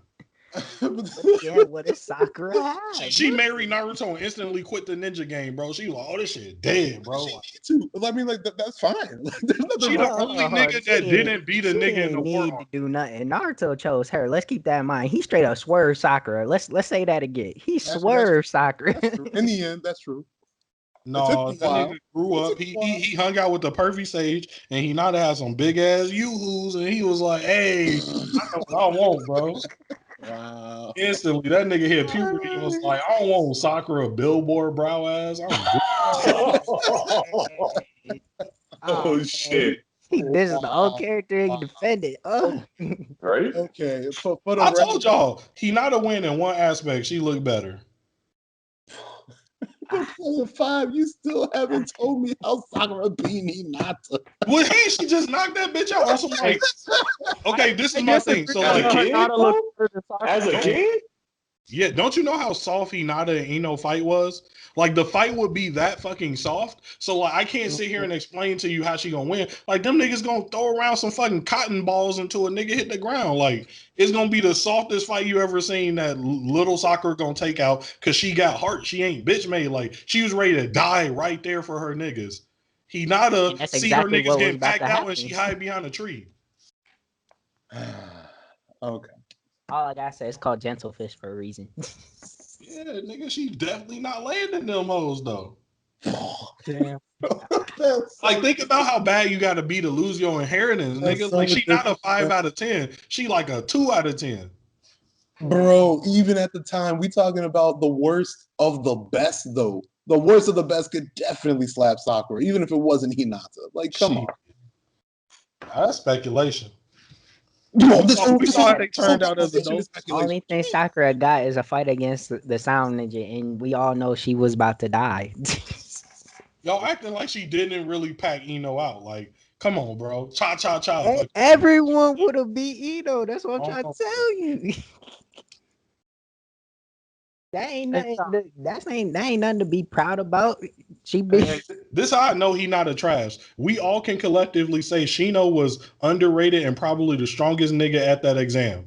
Low key. They just hated on my nigga. But we know how they match niggas is Genin. The weakest nigga, Naruto, go with the strongest nigga, Sasuke. They were like, damn, this bitch, he not a boo-boo. Hey, Big Shino, come carry the squad, bro. Wait, so keep a garbage now too? What, nigga? He got beat up by a fart. Hell yeah, that nigga. Man, that's plot armor. That's plot armor because you know, ain't nobody else was gonna beat that. Bro, if it was plot armor, Kiba would have came through later in the series as like a real nigga. Like he didn't though. He became a jacket wearing no name nigga. Didn't he still lose? But he trained with Kakashi, and Kakashi was like, "Oh, he has potential to be Hokage." That nigga lost his fight against his redemption fight too. Right? Against the twins or whatever. He had to get saved by Kokoro. So yeah, he's still a hoe. Weak nigga. And we ain't even seen his ass in Boruto, bro. They don't put no respect on Kiba name. He trash. Example of a bum nigga. Like y'all can't tell me these niggas was cold, but then we look at the aftermath and see that them niggas is nobodies nowhere. Like no clout. Shino carried the team, but he had two trash niggas that poisoned his mind, and that's why he became a teacher in Boruto. That nigga could have been Hokage, bro, but he settled because he was with them niggas. Yeah, no, if he was in another team, that nigga would have been a great Neji, Shino, and fucking who would be a good third to add to that list, bro?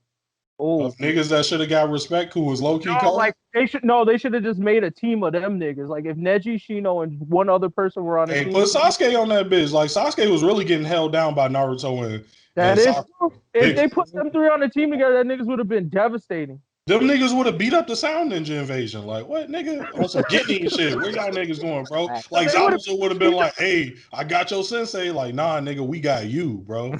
Yeah, they would have been pushing each other to being cold, and their powers all complement each other. Because Neji got that close up. Shino got that long distance for sure, tracking type shit. Sasuke mid-range guy. Oh, yeah, mid-range. Oh, shit, that would have been the coldest team in Naruto right there. Hey, that nigga Sasuke would have been like, bro, I'm about to leave the village. Shino would have been like, nah, nigga, you woke back up in your house. Like, where are you going, bro? I'm not Naruto, nigga. Sit down. No, real talk, all three of them would have left with him. To be honest, I'm like, yeah, fuck it. We start our own shit. We already S-rank, nigga. Like, fuck it. Neji's getting hold in his own village. Neji's literally in his own village, and them niggas is like, you great, but like, because of your bloodline, we can't fuck with you. Man, so Sasuke already lost all his parents. Only God knows what happened to Shino to make him that dark. So them niggas is just dipping all together. They like, fuck you, teach us, bro. Shino and Akatsuki would be crazy. Niggas is already selling that dream that what's his face? What's the third Hokage was a war criminal, so that would align with the theories. Man.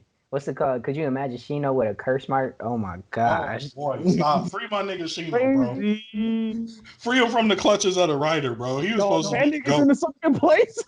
Shino in the real second place, bro. Oh, good. I never seen that. All right, so did we wrap it up? It sounds like something arguing 9 out of 10, and then I'm still probably with the 10 out of 10. I haven't found evidence, but I just feel 10 out of 10 for stuff. I don't go on. I say, as kids, I'm giving it Hinata. I'm giving it to Hinata. Yo, I got you, Mr. Edie. You're not alone, bro. Player 5 was on that BS, but that's usual. But so that's okay. That's okay. Wow. That's okay. Grown up Sakura watching her. That's no contest. That's cool. You got it. Man, Goofies of the Year is nominated, bro. Like, if we look at the win-loss ratio, Hinata never won a fight. Ever. That's because she didn't fight Hinata as a little kid, though. Sakura won a sorry fight. A sorry ass. Oh, wait. Pause. You realize that they both knocked themselves out at the end, right? Like, that was a tie. So she didn't even win that. Hey, but that's the same argument. She got Sasuke. She won. Got one dub against herself. Wait, did you just say she got Sasuke? That's a dub. Hinata got Naruto. That's a dub. I don't know if that's real. Naruto not even at home. Naruto's still technically in the village, so Naruto was not. He just say Naruto ain't even at home. Sasuke ain't even at home. He ain't even in the same vicinity. Naruto is not a better catch than Sasuke. If we being completely objective here, Sasuke is clearly a beautiful ass nigga, as the bitches have said. 2, that nigga got lineage through the genes. Everybody want the Sharingan, nigga. And 3, he the second strongest nigga. Naruto, a ugly, dirty ass, annoying nigga who just strong as fuck. Come on. He got Rick Ross clout. He a fat nigga that got hella money. But that's how Hinata make up for it. You said she looked better, so there you go. The balance. Daddy. Naruto don't know how to solve no problems. Hinata out fixing that nigga, bro. What you mean? He talk his way out of everything. Nah, Naruto's literally like, I know that's probably how he talked his way out of cleaning the house too. You know, as friend, Hinata, you know, I can't clean the house right now because of. Don't you got like 50 clones that could do this for you? Yeah, that's a good idea, but clones don't want to do that shit either. Right. They kind of got a mind of their own sometimes. Them niggas like, fuck me. You know, sometimes the shit don't work. He definitely probably be on some cuck shit to her. Oh man, you're not gonna clean up? Man, Sakura would have cleaned that. Wow. That's crazy. Or just she pissed him off like, damn, you making me miss Sakura, man. You tripping. He's not a good father. Look at the way Boruto hate that nigga, bro. If he was a good father, that's crazy. I mean, I don't see Sasuke making any clones that hang around Sakura. That's all I gotta say.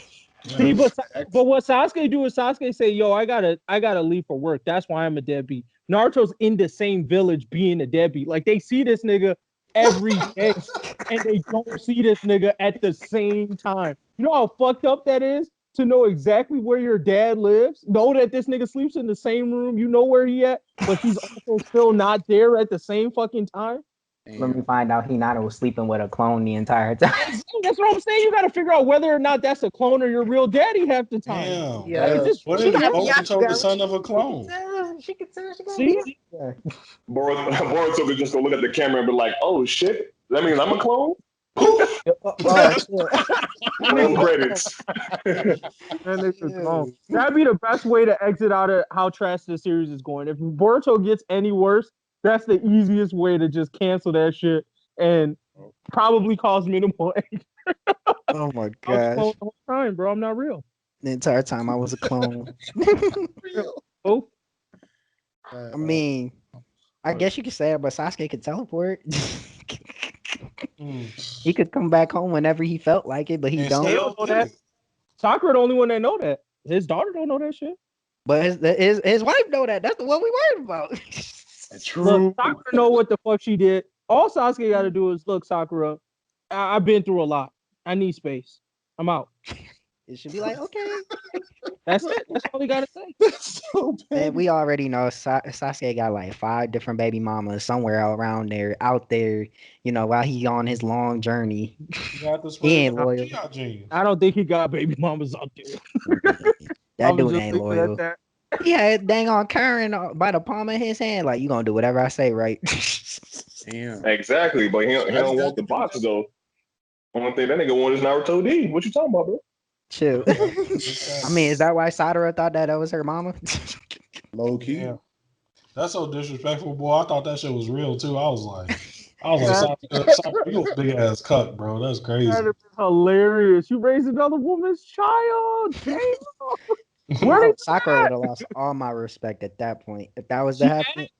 When she have your respect? Well, anyways. hey, she had my respect the moment she helped in the war. Yeah, she stole off fucking God. That's respect. Mm-hmm. But you know, shit. That God let her steal off. Chill. I was like, all right, sure, go ahead. You could. Oh. That was cute. I mean, she did turn up with Lady Chio though. I'll give her that.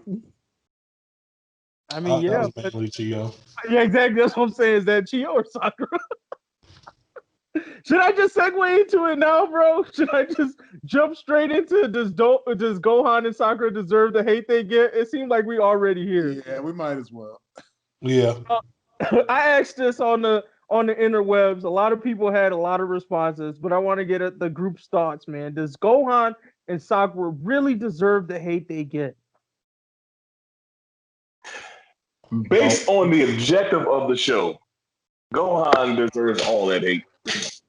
As a fighter, as a father, I would say probably not. But you know, Dragon Ball Z niggas come to the show to see hands. And if you ain't doing that, then you're definitely a trash character. So he deserves all of that hate. And Sakura, she's just, a typical female character in the show. So you can't be mad at the fact that she garbage. Damn. Play 5 over here, hurt about it.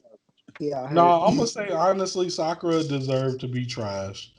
And I at first I was not team trash with her. I was the other way around, like she deserved her respect. But now that I stopped and think about her, everybody else studied under they Sanin, but they kind of made their own thing out of it. She studied under her Sanin and just became a Tsunade part 2 with smaller tits. And what's the point of that? Hey, some people want the smaller tits, bro. Relax. That is true. I guess motherfuckers out there, niggas like dick, shit. So it's motherfuckers out there like what they like. You feel me? Man, if they like that, they like little girls. They need to go sit down somewhere. Hey, Sakura ain't that flat, bro. You on dirt. Come on now. You disrespecting a lot of Asian women out there, bro. Man, you there's a lot of Asian women that is busty. You feel me? Shit. They ass was hiding from a nigga. But yeah, she just became a carbon copy. So I kind of got to put some disrespect on her name for that. Gohan, on the other hand, I do not believe needs to be disrespected, because if we look at every single series, Gohan is one of the strongest kids, like one of the strongest people, period. Even from the first arc of Dragon Ball Z, period, 2 grown ass niggas, Goku and Piccolo, get waxed. Gohan beat that nigga up with his head, and he was a 4-year-old boy.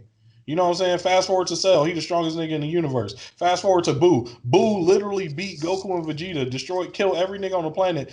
That nigga Gohan waxed that nigga in base form. Like, Gohan, he always get clapped at the end. That's what niggas remember. You know what I'm saying? But like, if you take like 5 seconds before he get clapped, low-key Gohan be the coldest nigga every season.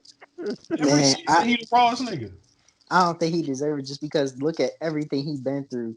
I mean, he witnessed his dad die in the middle of what, being 4 years old. His dad died, his uncle died, one of his best friends died. Everybody dying around him. You know what I'm saying? He's just a little kid. That's true. He's just a little kid, and then he grow up and he really boxing. Like, he literally is scraping with everybody. He was like, you know what? My life has not been easy. So I'm gonna give y'all these hands. I'm pretty much in the same boat. Like, I think Gohan overall is all right, and he just got. I mean, I think he just got plotted. He just got plotted out of what he truly deserved. I mean, everyone knows after Cell that either 1, DBZ should have ended, or 2, Gohan should have been the main character. But people weren't about that life. They wanted Goku to be the main character. So Gohan as a character had to get hit because of it. So because of that fact alone, I actually don't think he deserves the hate he gets. The only thing I will say he deserves, though, is the whole Great Saiyaman. That should have got scrapped. Definitely should have got scrapped. Where that fit right now? I'll trade that. I would trade that in for his Tournament of Power in the manga that they refused to put in. I did not understand that. Yeah. They could have did so much more with him, but instead they want to make him a gag as Great Saiyaman. Like, I'm sorry, I couldn't get behind it. I just wasn't about it. Sakura, though, yeah, no, I just never really been about that chick. She just always been weak, and then she finally did step up, but in the sense that they still didn't make her that significant, because as soon as they showed her huge power up, really like in the war, it was like they pretty much got overshadowed by Insta Naruto, because Sakura was healing everybody. That's cool. And then as soon as she did that, Naruto brought Guy back to life. And I was like, oh, so guess Sakura's insignificant now again? Okay, bet. Right. So only award I would give Sakura is the loyalty award. She has stuck by the same man since the beginning of the show. She tried to get my actually for that, I find her part trash. I'm sorry. Man, that was a pity part. You knew she wasn't really going to be about that. Okay, but if your girl tried to give some pity party pussy to another nigga, you still gonna feel some type of way. You know what I'm saying? See, this is where her and Sakura are different. Sakura had nothing going for her. Right. But I'm just like, bro, she tried to give it up to the bro. Like, yo, I mean, in all fairness, her man didn't even want her at the time. Her man almost killed her. Okay, but you still can't call yourself loyal if you tried to give it to the bro. You could have went to any other nigga. My only friend. Now, you gonna try to fuck my nigga? That's fuck cheap. I can't fuck with her. I mean, I don't blame you. I don't blame you. That was messed up. But like I said, her man didn't even want her at the time. Her man just tried to kill her. I'm pretty sure that like loses all, bro code in that instance. Because like the bro came and saved her from you. Like, what do you expect? Like, hey, yeah, Sasuke be out here beating these hoes, bro. That's fucked up. And she stayed with him after he done beast smacked her. He stayed with. Mm-hmm. That's love.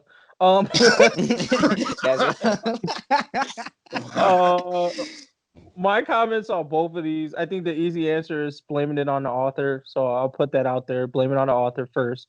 But for Gohan, do I think he deserves the hate? I'll say like no-ish. I think the issue with the community is that like outside of Teen Gohan, Gohan has never, like Player 5 says, he might have like won battles and gave us the, like if you look at it, like he still is keeping up with the Z fighters, but I don't think we ever got a look, which I think is a big part of DBZ that we got when he did like Teen Gohan, Super Saiyan Angry, or whatever the fuck they wanted to call it then. I felt like Mystic Gohan was nowhere near like as cool looking as that Gohan was for the power output that Gohan was supposed to have. Like we were expecting it to just get cooler and cooler, and it didn't. And I think that causes people to think that he is like shittier and get all this hate that he may not necessarily deserve because we didn't get like the Super Saiyan 3 look when he got Mystic Gohan, or we didn't get like Super Saiyan 4 type of look when he does some shit. So that's my thought on him. On Sakura, I would say in the context of the Naruto world, she is one of the strongest Naruto females. So at least as far as her lore and legend, she's up there. Do I like her personality? No. Do I think that it deserves all the hate that she gets, being that people ride hard for all of these other characters that in if we like were to total up the screen time of some of the female characters in Naruto, it's all of like 10 minutes, maybe, or a scene, or 2 scenes, or some shit like that. I would say like no. So I don't think that she deserves all of that hate. I do think her personality is shitty. I think she's a poorly written character. But as far as like if I was in the Naruto village right now, Sakura would be one of the best women out there. Like most women, I think in the village would probably look up to her as a role model. Like she came out, she worked according to the lore, worked hard, grinded it out, was able to fight against some of the strongest characters in Naruto. And then at the end of the day, she was able to like, you know what I'm saying, become sort of an independent woman, raise a nice family, and just do her for the rest. I don't even know what she works. Like she went back and took a no-name, Haru no name, whatever her last name was. Nobody knows who the fuck that legend is, who her parents were, or anything like that. And now that's forever written in the history books as something legendary. So before it got changed to a Chiha, but either way, like she definitely has clout in the village. So I feel like both of these don't deserve the hate they get. But I do agree that Sakura has a shitty personality. She's poorly written, in my opinion. Man, why you getting on a single mom like that, man? She got away with what she got. She's a single man. Hinata's more of a single mom than Sakura is, low key. Her man ain't even in the village. What you mean? Hey, he provide. He come through. He take care of Sakura. I know he's sending checks back. Naruto's doing that shit being petty. Naruto's sending his niggas on missions being petty. The whole Kage. I think we call that child support, my nigga. Hold on. Hey, bro. Hold on. Yeah, hold up. We both know Sasuke is too grimy to be sending back any money home. Well, what happened when Sakura broke a hole in her house? She said Naruto take care of it. Naruto can fix all the holes he want because he know his chick ain't gonna pipe him down, bro. Gosh. What? Care? The fact is, the sad part is he knows that Naruto, who has his own kid, 2 kids, matter of fact, his own wife, will leave them to go fix a hole in his wife's house. Damn. Come on. Let's talk about it. Let's talk about it. What Naruto doing over in that house? That's what I would ask. If I was Hinata, where are you going? Oh, I'm going to that house. Nigga, you got clones. Why is the real you going to do that? Second of all, you got fucking subordinates. Why the fuck is the real you going to do any of that shit, bro? Yeah, and it's kind of odd Somebody. that Sire to look up to him, not her dad. Mm. Oh snap! Y'all got me messed up, bro. So does that make Naruto a cheater or Sasuke a terrible dad? That's the, you know what I mean? Like, I don't think Naruto a cheater because I don't think Sakura giving it up. I think Sakura is willing to wait the months that Sasuke is gone to come back and bust that late. Man, I think she be I think teasing Naruto Naruto. trying. I think Naruto trying. I think Naruto dropping screws down, trying to fix shit with his shirt off. And Sakura walking by that nigga like, I gotta say this, bro. MGG, you are a very confident person because if my wife, while I'm on extended leave, is like, yo, this dude that I tried to give the pussy up to and he denied me before, he about to come through the house and lay wood. He about to lay some motherfucking wood while you on leave. I'm like, no, he not. Fuck you. Leave that motherfucking You know what I'm saying? You swerved her the first time. That's gonna make her try more. But you guys are forgetting two key things about Sasuke. One, Sasuke doesn't give that much of a fuck about Sakura. And two, Sakura literally obsessed over this nigga for years, bro. His game is on lock. He really didn't even have to try to bust a nut in her. He probably didn't the first couple times they had sex, Sakura was probably orgasming before he even busted, bro. Because the culmination of he got it that far. I'm thinking he just became a sperm donor. That's what I thought. When you make a woman feel like that, bro, you got the game on lock. Second, she wouldn't fuck that up because she know if she fucked that up, Sasuke got woman on deck, bro. Karin is waiting for her to fuck that shit up. You don't think she listening? Shit, Orochimaru waiting too. That's what I'm saying. They waiting. Stop it. You using nigga logic. You feel me? A nigga. Oh, my bad. Go ahead, Gramps. Go ahead. Ain't Sasuke one of them? Sasuke in the nigga, bro. But all I gotta say is Naruto lip lock with that girl before Sasuke did. So yeah, bro. I can't trust it. Like, I'm just like, bro, nah, you like I said, you using nigga logic. A nigga like, damn, bro, the pussy too good, bro. I ain't about to fuck this up. Women be like, I deserve 2 dicks. Like, hell no. Oh, shit. She going, bro. Like, why else would Naruto be going to go fix her motherfucking roof while he not looking bad as hell with the kids? You know what I'm saying? Come on, I ain't hearing that. That nigga Naruto, he Hokage, he got Sakura, he living his dream, bro. Sasuke gonna have another kid. Like, oh, why this nigga got whiskers? Wow. And that'll be a day. And that'll be the day Sakura find out what Sasuke was really doing on them trips, bro. Building the Uchiha clan. That's what I'm saying. You start seeing a whole lot of red eye niggas walking around the village looking for a nigga named Naruto. That's all. And they know where to find them. They at her house. Where up, nigga? Getting Rasengan. Oh, looks like we about to have a Senju versus Uchiha reenactment, huh? That's a fact. Well, we all know how that ended. We all know how that ended, so it's going the same way. All right. Uchiha nigga salty. Wow. All right, on to the next topic of discussion. Bro, that wasn't the topic we were just talking about. No, it wasn't. It wasn't at all. But I think everybody, did you say your piece on it, Gramps? Gohan versus Sakura, Overhated? Yeah, I was the first one. Oh, okay, bet. So then I guess we can go on to another versus the Naruto Team 7 versus My Hero Big 3-ish. So from Naruto Team 7, that includes Naruto, Sasuke, Sakura. My Hero Big 3 would be Big 3-ish would be Deku, Uraraka, and Bakugo. And we're taking the Naruto characters at Genin level, correct? Yep. Mm-hmm. And then the My Hero characters at what? Where they are now? Where they are now. Oh, wait. They kids right still. now in the manga? Yeah, I think we Well, can go. hold on now. See, you're taking it too far. I mean, It's a anime only. So, like, F around. I mean, that's gonna play, I think, kind of big. Yeah, no, I think they should be manga only. That's their Alright, best bet. All right, if you want to go manga, all right. Because Who like y'all got? this is the one thing I'm gonna tell you, and I guarantee this is gonna sway how you think about it. Those three niggas you listed literally got bodied by Hero Killer Stain, and that nigga a regular nigga with a sword. These niggas are ninjas. He is not a But regular nigga but with a sword. Bakugo Stop, ain't I stop mean, but he don't exaggerating. have no superpowers though. Like his superpowers don't make that nigga do karate. You know what I'm Hey, saying? you gotta relax. Uraka wasn't there with the gunmetal martial arts, bro. You don't know what would have happened.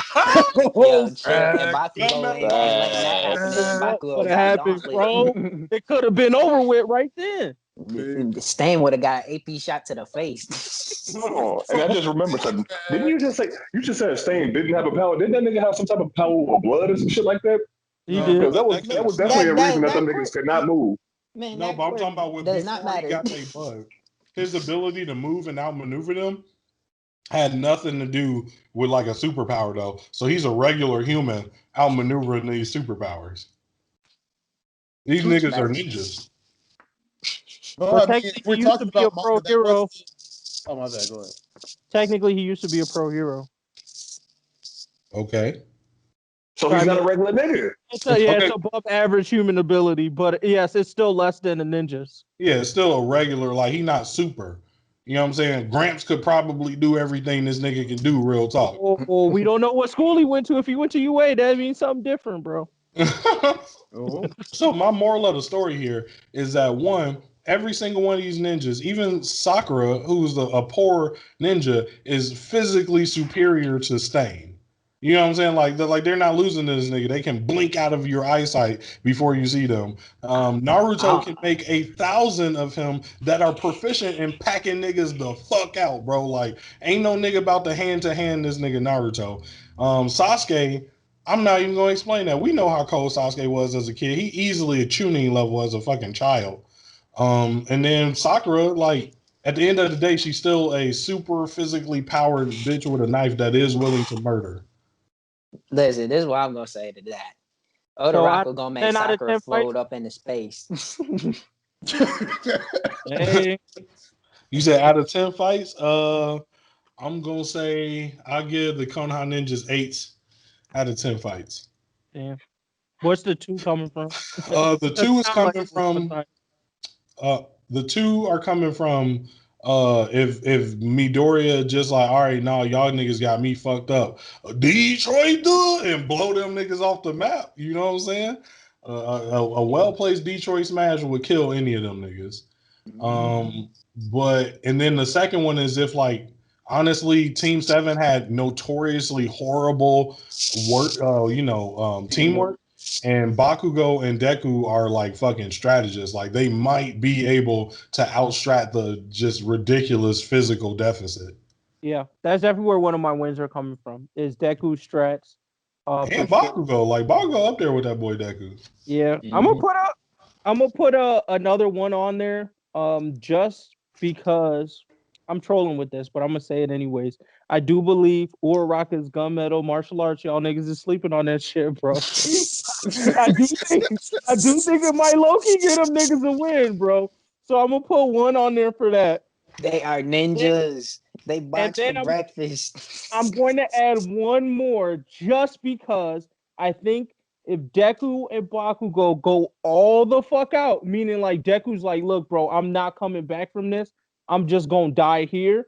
And Bakugo is on that same page with him. I think they could squeeze out one more win. So I would say it's really 2, but because I feel like trolling today, I'm going to give them 7 out of 10 for Team 7. I'm gonna give 7 out of 10 for Team 7 just because. No, I'm not even gonna do 7. I'm gonna do 6 out of 10 for Team 7. Reason being, it's because, like I said, Odoraka making Sakura fly up in the atmosphere, no matter what. Naruto is gonna fight Bakugo. Bakugo gonna blow him to all hell, and then Deku gonna, pretty much just weigh Sasuke down with his maneuvering, and then Sasuke is just gonna get jumped. There ain't nothing he gonna be able to do about it because his health just trash. And then, like you said, the teamwork. That come on now. We've all seen Heroes Rising now. We all seen Heroes Rising. We seen what happened. You really gonna think Team 7 gonna stand up against that kind of teamwork, that chemistry? Come on, bro. You tripping. I mean, I'm not saying y'all votes are, unreasonable. You know, I just don't feel the same way. So you telling me you full sleep on gunmetal martial arts, bro? No, you know what? I'm not sleep on gunmetal martial arts, and I'm 100% a believer that Sakura gonna be like, look at these 9 ninjas, cha cha cha, and get like, whoa, gunmetal martial arts. But like the difference is Uraraka not gonna kill her there, and that's gonna be the issue. Because even if you tie these ninjas up, like rope trick no jutsu, that's child's play. They out there. Like you gotta kill these niggas, and them niggas not gonna do it. Naruto literally first episode was like, nigga, I'll kill you if you touch my professor again. They bout it. And Bakugo says, "I kill you" on the first word of his line. Bakugo would try and kill a nigga. That's what I'm saying. Fresh out the gate. Bakugo gonna be in jail for that one day. I guess I would ask, do you think Katone and Bakugo's like, I don't know, medium to high level blast is comparable?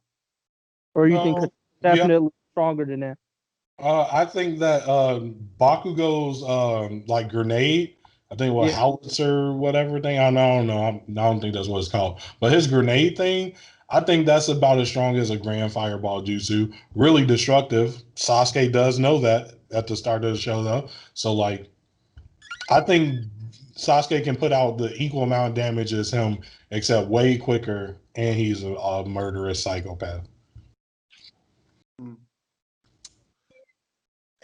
Damn, that's tough. I think that's tough. Like right now, I'm kind of leaning 6 out of 10. Naruto Team 7 got it. It's for the simple fact of pretty much like, I mean, it's a huge depender, but like whenever I think about versus, the first thing I think about is natural physical speed and strength, and pretty much going what Player 5 said. If we're pretty much like keeping the scope the same in the sense that Naruto, Sasuke, and Sakura base speed is like pretty much like blinding, you can't really keep up with it, but like normal human eyes, then that alone is like a huge factor to me, right? Because as soon as like from the gate, the only ones who's going to be able to even think about countering is obviously Deku and Bakugo, aka Uraraka getting got immediately. That's like, the thing. Just like straight, like slit to the throat with a kunai, it's over with. So if you think about it with that kind of logic, then I would maybe not even 6, maybe like 7.5, 8. But if we try and balance it out, maybe just a tad where Uraraka still has a chance, then I was like, okay, we need a little bit more. And then pretty much what you were saying before, like Bakugo and Sasuke right now kind of seems close to a wash. Depending on how strong of a Sharingan we want to give Sasuke as far as like being able to tell what these kids can do. Because if his Sharingan's on point, then I'll probably say 10 out of 10. See, I'm saying day one, because I'm like, the moment he gets Sharingan, it's over. You know what I mean? Like, I mean, so we gotta go day one before the especially with Jutsu, Deku would be the only one who could arguably have a chance with that because of his whole like All Might previous successors helping him out. Without that, it's automatically GG right there if Sasuke can pull that off. So I mean, there's a lot of factors on Naruto's sides where they could just give him insta wins, in my opinion. That it's kind of hard to ignore. But again, it's all about the balancing out of how you want to do it. If we balance out, I would say maybe between 6 or 7 out of 10 for Naruto. If we're not, then just straight 10 out of 10 body. I just don't see him like taking it. I have one question. What's comparable with the full cowling though? What is comparable with full cowling? How fast is full cowling? I mean, like it depends on how base stats we're putting Naruto and Sasuke at though. Okay. I think we got reasonable. I could extrapolate some reasonable speeds for full cowling. We know his full cowling where it is now is faster than Ida when Ida was at his fastest right before the or right when they did that they first little tournament thing. Right. He said that when they were versus Class A 1A versus Class 1B, he was like, "Oh, I'm faster than when Ida was moving fast." Okay. And we know Ida at that point was slower than his brother. And his brother, we know from Vigilante's top speed was around like 65 kilometers an hour or something, like which ain't all that fast, like faster than a fast car. You know what I'm saying? So we like at max, Deku has to be under a car speed.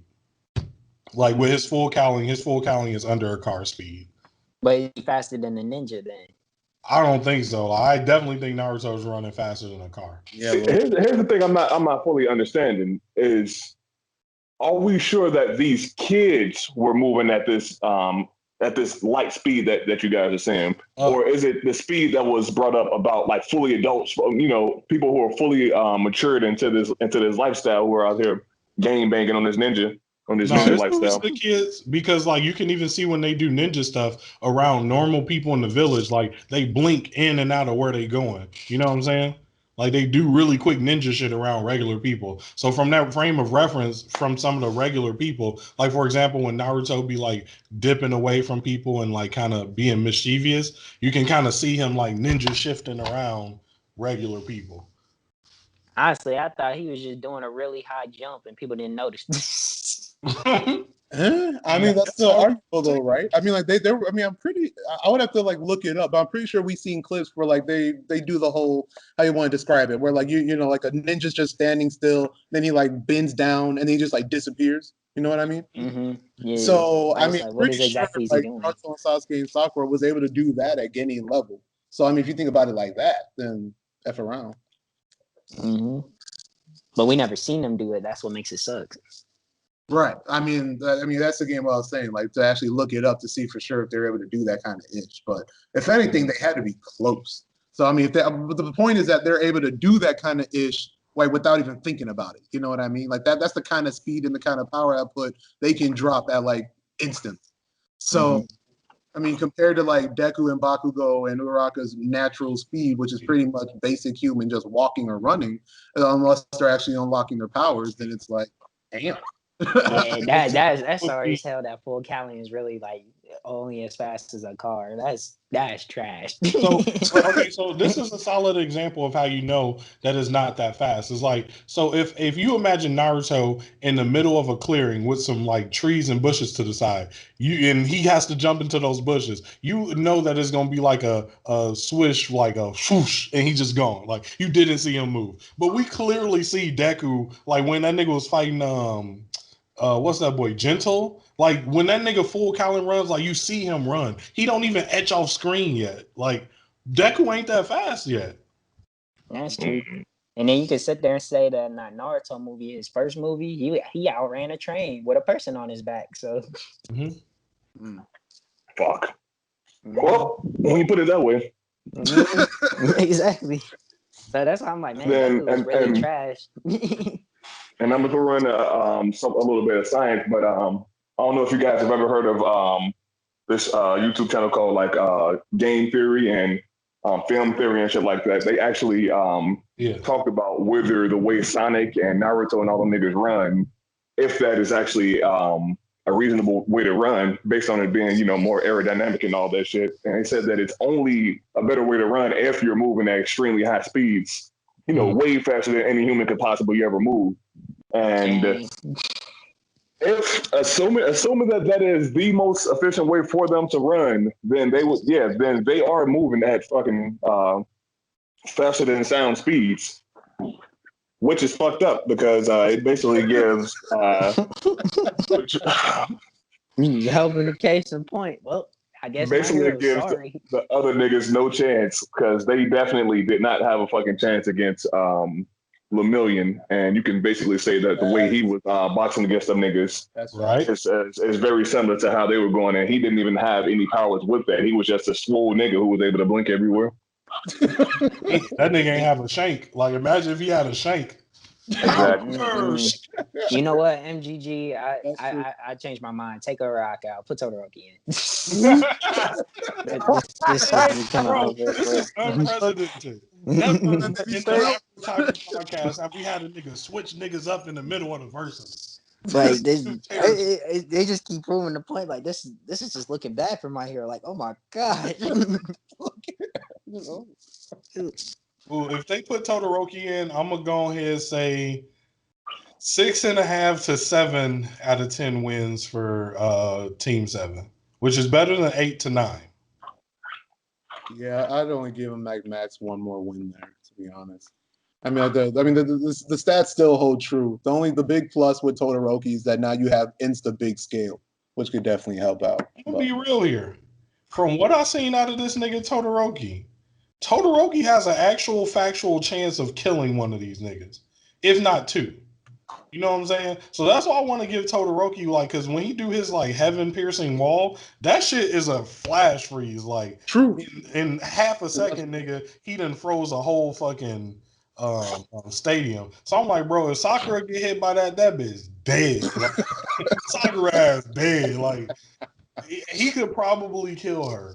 But I'm like, bro, Naruto definitely gonna turn into a demon and get busy with you if you do that. So like, Shit, that's I why I can completely only forgot. get this nigga like one more victory. Like, I completely forgot about this demon shit. Yeah, them niggas definitely losing every time. Hold Bro. on. Todoroki can freeze him from the inside out before you even go demon mode.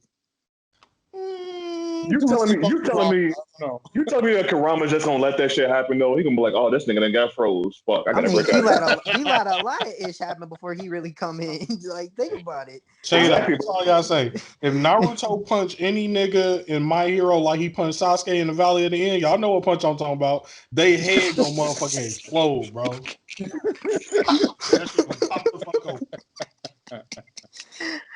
Like I said though, Normal human taking that. Them niggas he had gonna to go how explode. far?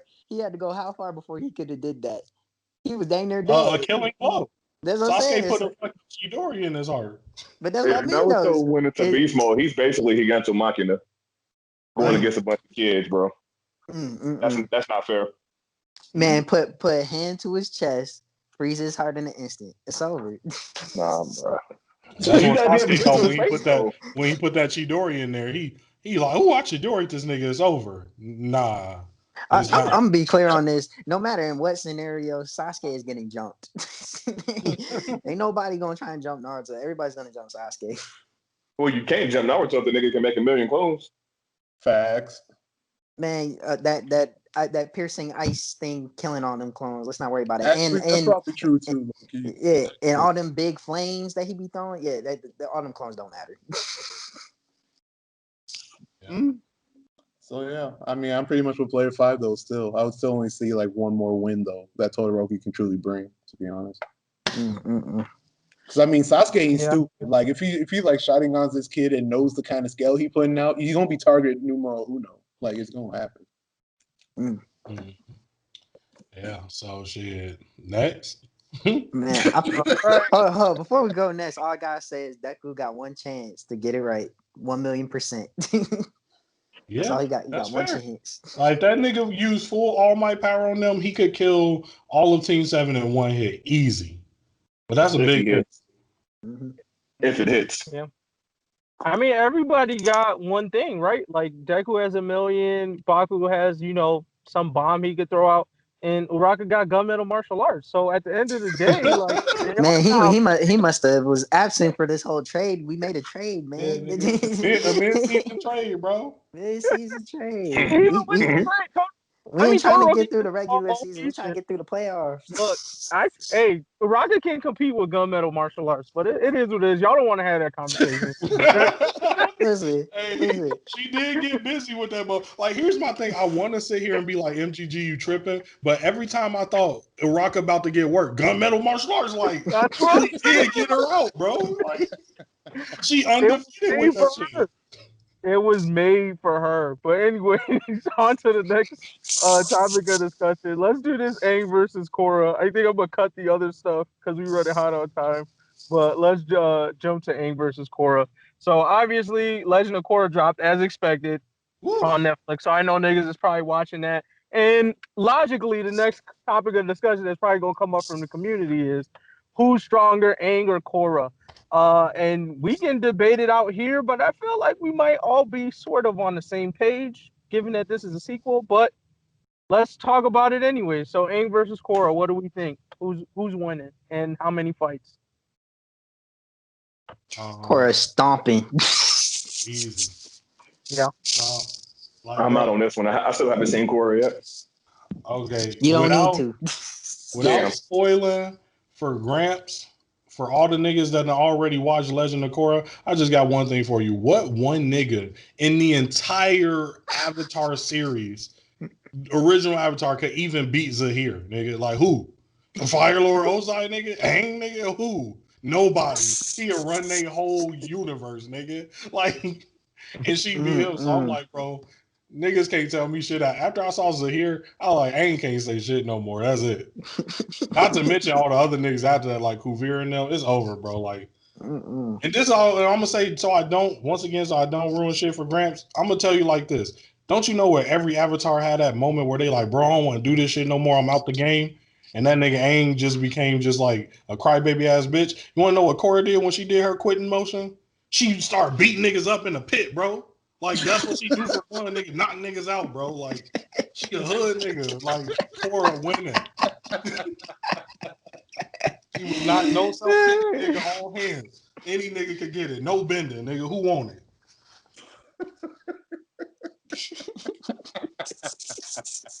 He put her on bumpers. That's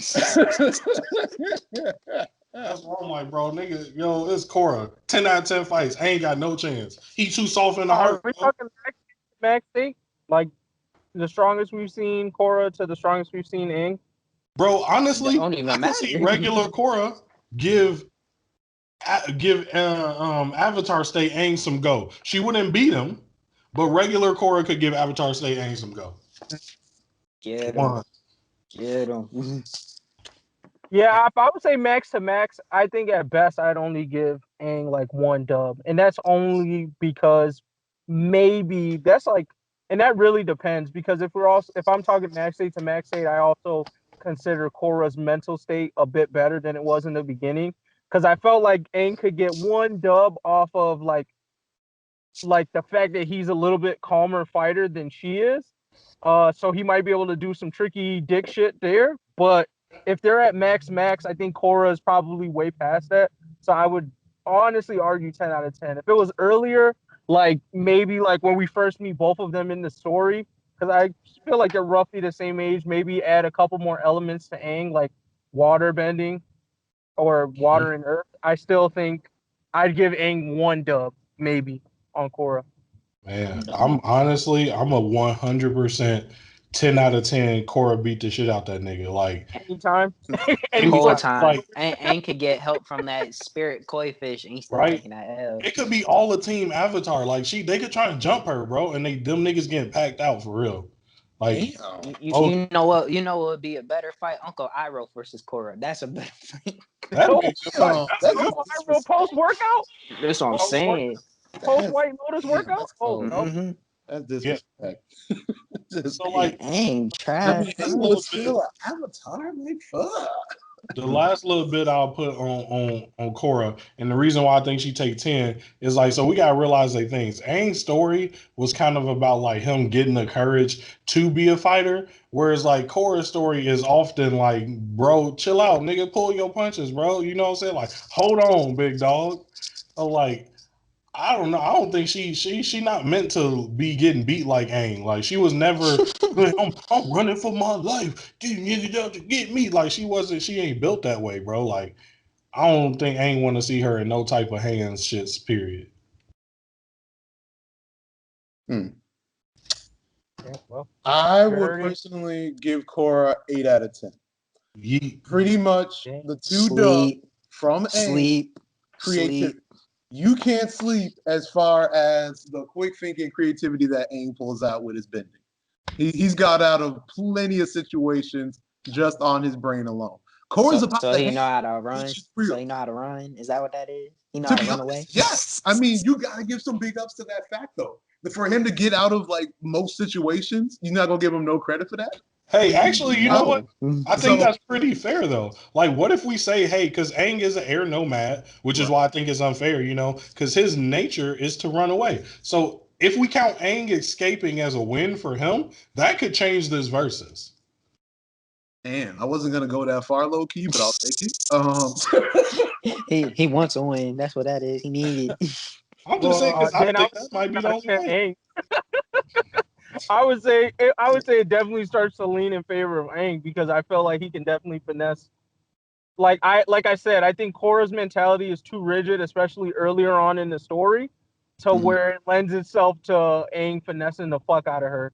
If that was the case, like later in the story, it's much better, so that wouldn't happen. But it's like even the person who trains Korra in airbending is a rigid ass motherfucker. That's like true. his son is rigid as That's shit. true. Like, nowhere like his dad at all. I was So like, on this top nigga of that, Tenzin the airbender? Like, yeah, like, Be like, how? this nigga should be bending bricks, bro. yeah. So if escape counts as a win for Aang, his count definitely goes up for Yeah. sure. Man, put him in a battle arena right now. He getting folded by everybody. Damn. Tell me that ain't true. I'm 'Cause saying them boys in them battle arenas We talking is like crazy. battle royale, kind of like tournament of power. I'm gonna say Angle Yeah. in like the final 5 at a minimum. See, but No, I'm talking See, about Legend of Korra, that battle arena, them 2-on-2 sitting down. oh, They ain't getting So I feel like the thing that's not fair about it though, that's like saying like, oh well, if you took George Washington and put him on a military battlefield today, like that nigga will get bodied. Like yeah, like these niggas are lava bending regularly, metal bending regularly. Like this was shit that was like nani concept in original Avatar. So it's like if they go to that battle arena, first of all they shitting themselves because they like, yo, I didn't even know this many people can metal bend, bro. Like where is this coming from? Yeah. Bro, So and that's why I say like Bolin could bang Toph off that, cause like off like the innovation alone. You know what I'm saying? Like, what the fuck do you do if you an old crump dancing style nigga and some 16-year-old just quick shoot lightning at you? Like, what? You ain't no niggas could do that. Like, these niggas bending metal now, like they making Toph look shitty when they bend metal. That's facts. It took her a minute, bro. She had to do a lot of hand signs to get that motherfucker moving, bro. In that And that jail, bitch was bogus. like, Now they clean with it. Sure. Niggas You know what? make pieces of I'll art give out of Aang metal now. Let's be real. Metal bending is superior race. Nah, it's the bloodbenders. Yeah. You know what? I'll give Aang a W if he could beat Ty Lee. Just once. Wow. So how many you say, John? Huh? So wait. So I mean, like, if I'm understanding you correctly, Mr. Edie, were you saying that like Ty Lee can slap Aang under like all circumstances, or did I incorrectly understand you? Well, what I'm saying is, if you want to minus Avatar State, he ain't winning. Because he gonna need Avatar State just to fight Ty Lee. Wow. Whoa. That's a bold statement right there. Because Ty Lee will make Ty Lee gonna make him not bend anymore. He can't bend no more. And we all know he can't fight. Why do you think Aang is that trash? Like, if he has to pull out Avatar State for Ty Lee, you know what that means, right? Right? The world over with. Yeah, like exactly. He that got means Ty Lee is a life threatening threat. Like literally, Avatar State is the only thing Aang has. He's literally garbage and everything else. Ooh, see, now that's just disrespectful. Yeah, like what? Don't believe me. Don't believe me. How many times did he get caught by Zuko? Zuko didn't even use bending on him. He got caught once. He got caught a couple times. Blue Spirit, when he was Blue Spirit, he caught him again. He got released. He didn't get caught. Man, he got released and kidnapped. Zuko was like, you know what? Come here. You're my prisoner. When he showed, I can't find that. Zuko got anti-hero plus 10 bonus for that, bro. When he's Blue Spirit, I don't know. That's what I'm saying. And then, what's it called? And then when he tried to talk to Roku, he came up again, said, Avatar's coming with me. Like, hey, let's be real here. If Zuko was trying to fight Azula with them swords, that nigga lose. But as soon as he trying Blue Spirit with them swords, he'd beat her. Mm-hmm. That nigga got hella bonuses once he was on that anti-hero shit. Once Aang gave him that speech about we could have been friends, bro, come on, he got hella points. That's what I'm saying. but that's what I mean, though. That's just how sorry Aang is. You are the Avatar. How you getting pulled up and captured by regular firebenders? I mean, I don't know. I mean, like, I never want to disrespect my girl Ty Lee because mad respect to Ty Lee. Don't sleep. But at the same time, if we talking about like full power Aang, like once he's mastered all the attributes, plus no surprise run-ups, like 1v1 match begin. I can't see it. There's no way Aang's getting caught like that. Not like mid battle like that. I'm sorry, I can't. He's got way too much bending going at her. There's no way. When it comes to maneuverability, who got more maneuverability? Aang? No, I'm talking about athleticism wise. Not airbending BS. Not airbending BS. I'm talking about athleticism. Who is Aang doing these probably triple? Took the least hits in the show. How many You hits gotta does realize- Ty Lee take? Hold on. How many hits did Ty Lee take? Enough to not catch the Avatar. She didn't get hit at all. She didn't get Hey, hit whoa, at whoa, all. whoa. Remember, actually, she only caught Katara lacking once. After that, Katara bodied Ty Lee every time. Remember when they found her on the drill? Put And it this way, literally, Katara had the Katara whole. just bodied Ty Lee. That's because she needed to get rid of her that fast. She's like, I can't fight you because I already know I'm gonna lose. So I'm just gonna keep you at Let me bay just knock and your hold you ass for a out real second. quick. Yeah, exactly. Like you taking out the strongest character on the team. You know what I'm saying? Like, come on now. Ty Lee took out both her teammates in that same show. That's like you watching your favorite boxer get knocked out 2 times in a row, and you like, bro, he's still the best. He just had to get knocked out so he wouldn't win. I mean, you put it this way. If Katara did not do that, right? Then what? If she did not do that, who would have won? I mean, Because as soon as Ty Lee getting the arm distance, it's a wrap. As soon as she get an arm's reach on Katara, it's a wrap. and you know who the hardest nigga to get in arm's reach of? Aang. That's true. I say you say that, but he get captured by all these regular firebenders No, all he the doesn't. time. That nigga get captured in They do get niche captured situations. every season. Every season he got caught by somebody. I think you're still sleeping on the fact that at least the scenario we talking about is like a 1v1. They know they're about to fight. And if I remember right, in most of those cases where he got caught, it was like surprise ambushes, weren't they? Yeah, every time. No, not even. They ain't never been like, all right, nigga, square up, and then caught that nigga. They always like, hey, we got yo bitch, or oh, you trying to get these frogs? We caught you with these arrows, nigga. Like, they ain't never just ran up on Aang like, oh, you in good, clean, healthy mind. Let's capture this nigga. That's why the whole season went on, because they couldn't catch that You know nigga. what? You know what? Y'all niggas probably feel that way just because of the way he took out Toph. even though we all know that was all cap. Damn. Okay, my guy. Okay. It sounds like this is going to be agree to disagree right here. I'm still not seeing it. Like, I mean, I can see multiple ways how Aang's not getting in arm's reach, plus still attacking Ty Lee mid-range. I mean, like, I don't see that distance getting closed under any means. I'm just saying she's a very agile type of character. That's all I'm saying. True, but I mean, fuck. I don't know. I put it this way: there's a reason why they made like a whole like separate clan that uses her skills in Korra. There's a reason for that. True. I mean, again, like no one's trying to say that Ty Lee is her because she's a G. Like you don't want to sleep on Ty Lee for no reason at all. I'm just she a regular person. That's the whole like the crazy part about it. She is regular.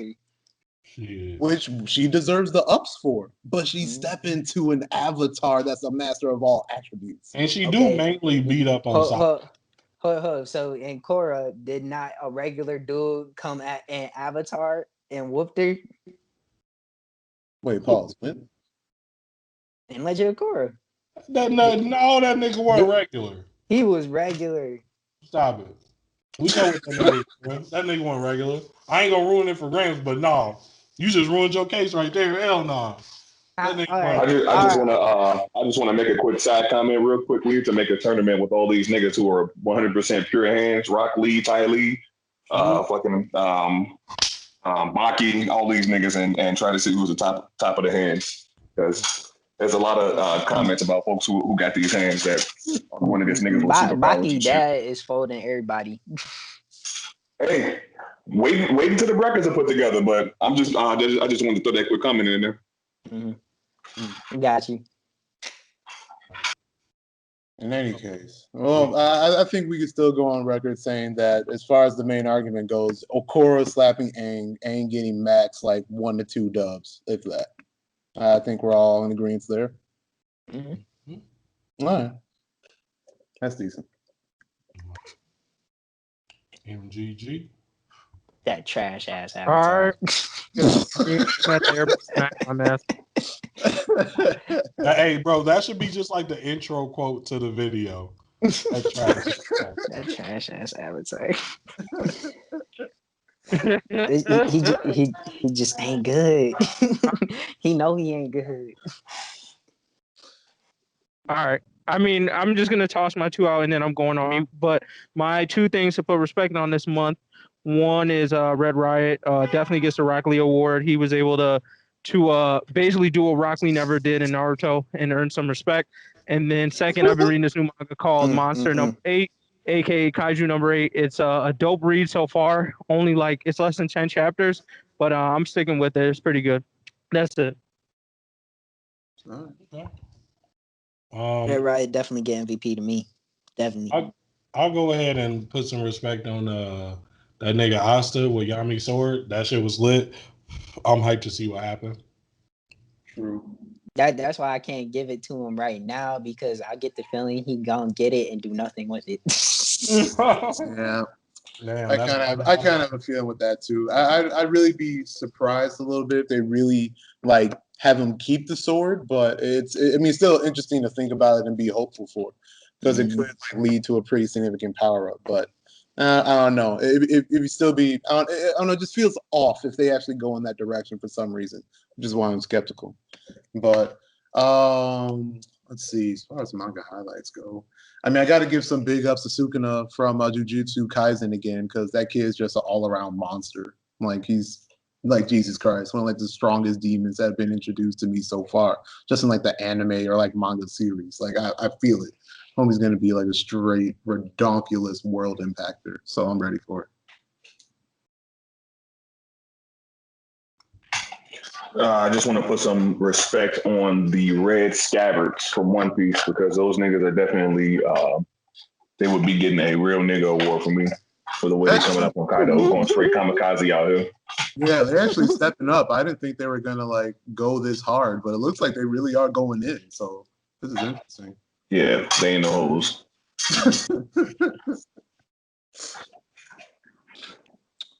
So like that's pretty much all we got then, it sounds like. I mean, the only thing left I got is Goofy. Goofy of the month to me is gonna be Gotenks. For you to be such a strong fusion and to be so sorry, I'm just appalled. And wait, pause. Okay, let's go to MVPs and Goofies of the month then. So wait, who you say your MVP was? Red Riot, definitely, because he was showing up this week, especially in the manga. Like, he's really been. Even before the manga, he was showing up from time to time again, just being a hero. And then Goofy of a month is Gotenks, because I was rewatching it and I'm like, this dude's sorry, like he's weak. Well, I mean, homie still hit like SS3. Like, he's the only other character who did it though. You gotta give him some big ups for that, right? Yeah, he successfully did SS3 and did nothing with it. I agree. I hate niggas like that. Want to huff and puff, don't do shit. Nope. I'm gonna go ahead and get my MVP. My MVP of the month is Zenon, because all them fucking Dark Triad niggas. This is from Black Clover. All them Dark Triad niggas came out hard. Oh, we this, we that. Vonica come out, run away like a little bitch. Get clapped, run away. Dante come out. Oh, he came out looking hard. Damn, this nigga the GOAT. He the GOAT. Get clapped, bitch. Only nigga he didn't get a scratch on him. That nigga's in. I was like, what? I'll go get the strongest niggas in this bitch. Where you know at? Where Von just out. Knock both y'all niggas out. Then come swoop my big homie up. No sweat, no issue. And almost tried to kill a nigga on the way out. I'm like, well, he a fucking goon, bro. That is true though. That's and then Goofy, my Goofy, y'all might already know, because I was talking big trash about him when we was doing chapter reviews, but it gotta be Kamui Woods. Like, bro, you the highest ranking hero in the area, top 7. And you out here, like, bro, he got slung once and we ain't heard from that nigga. Mount Lady got drugged across the whole shit and she's still fighting. And the worst part about it is Mount Lady not even ranked. And I'm like, on top of all that, Mount Lady, yo, bitch, bro, I couldn't be like, man, this is my girlfriend getting drugged by this nigga. And I'm over here watching like, damn, that's crazy. Like, nigga, top 7 hero. No, hold up. That's a little unfair though. Like, we still talking about Giganto Makia though. Like, let's be real. If you were Kamui Woods, what you doing? Like, if I was Kamui Woods, me, I'm a soft ass nigga. I'm gonna be hiding. But second caveat to this: if I'm Kamui Woods, me myself, and my girl also a hero, and I see my girl putting her life on the line, getting drugged by this nigga. I'm talking about slung like she was low key in this joint, bro. I'm not gonna leave my girl. Like, and it ain't even a girl thing. If it was my homie, if Jugga was out there, I'm like, bro, my bro Jug out here getting thrashed, dog. Like, I'm gonna come out there for you, bro. I'm not just gonna let you get beat like that. And then I'm the big homie. I'm the top 7 nigga. You know what I'm saying? Wow, so you're gonna be a homie and get drugged and slapped with me though? Damn, Yeah, okay. nigga. Like, if I see you turning up on this nigga Giganto, and I'm like, I can dodge other niggas, but I'm like, damn, that's my homie Jug out there getting his ass whooped, bro. I'm like, Man, damn, forget right, that. man. Forget Wow. that. I'm taking out the villains that's on riding on his back before I get dropped. Hey, even if he did that, That's assuming you can get to them niggas. that nigga out here sleep, bro. He number 7 hero, closest nigga to the scene, nowhere to be found. Busted. Exactly. Okay. I mean, let's be real about this. Let's be real about something. In this fucking arc, all of the top 10 heroes are really doing the least work out of everybody. Can we at least point that out? Yeah. So we might as well say all the niggas goofy. And That's Endeavor not pulled up. Mirko, though. Endeavor pulled up. What you mean? Bro. Endeavor definitely let Mirko get jumped. I'm gonna say that every fucking time, Yeah, bro. I'm with Grant. I'm still mad about that shit. I'm still mad. Mirko did work, and Crust, though he got, still saved the homie's life. So I got to say, I would say just because he's the person that initiated all of this, Hawks is the one that did the most work because he was playing this shit for probably months. I would say he's the only one. Hawks, Miracle, and Crust. But actually, I'm about to say something controversial here. Miracle should be taken off this list for stupidity.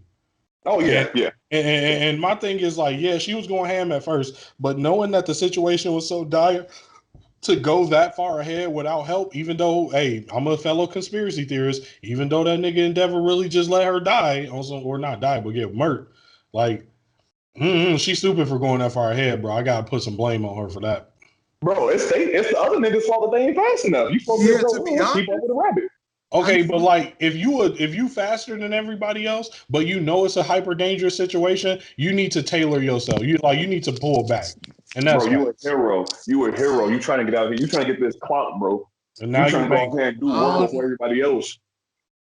And plus, the faster you are, the more likely you are to catch the villains before they get away. Because if they notice that you're there and they trying to fucking run away, the speed is going to matter. You're right. I forgot that Endeavor has to be. He's most likely faster than all them niggas. He should have been the fucking first one to end the fucking fight. Stop playing with me, man. You're right. No, you're right. Hey, you're right. I put it back on there. I'm wrong. Like, now that you put it in that perspective, yeah, them niggas could have definitely teleported out. So yeah, Endeavor shouldn't have took that long. Fact. Yeah. Exactly. So put some respect on Mirko. She got respect in the list. My MVP, I just checked out the second season of Umbrella Academy. Actually, I think they did a pretty good job, actually. I enjoyed the season for multiple reasons, to be honest. And for MVP, I got to give it to my ghost homie, Ben. Hey. You know, he represented for the fam, saved homegirl Vanya and kept Klaus sane. So, he only did work, even from the grave. So that's what's up. And then Goofy, low-key, I'm going to give it to Vanya. What? What'd she do? I'm sorry. I cannot escape the fact that homegirl got caught. She's too strong.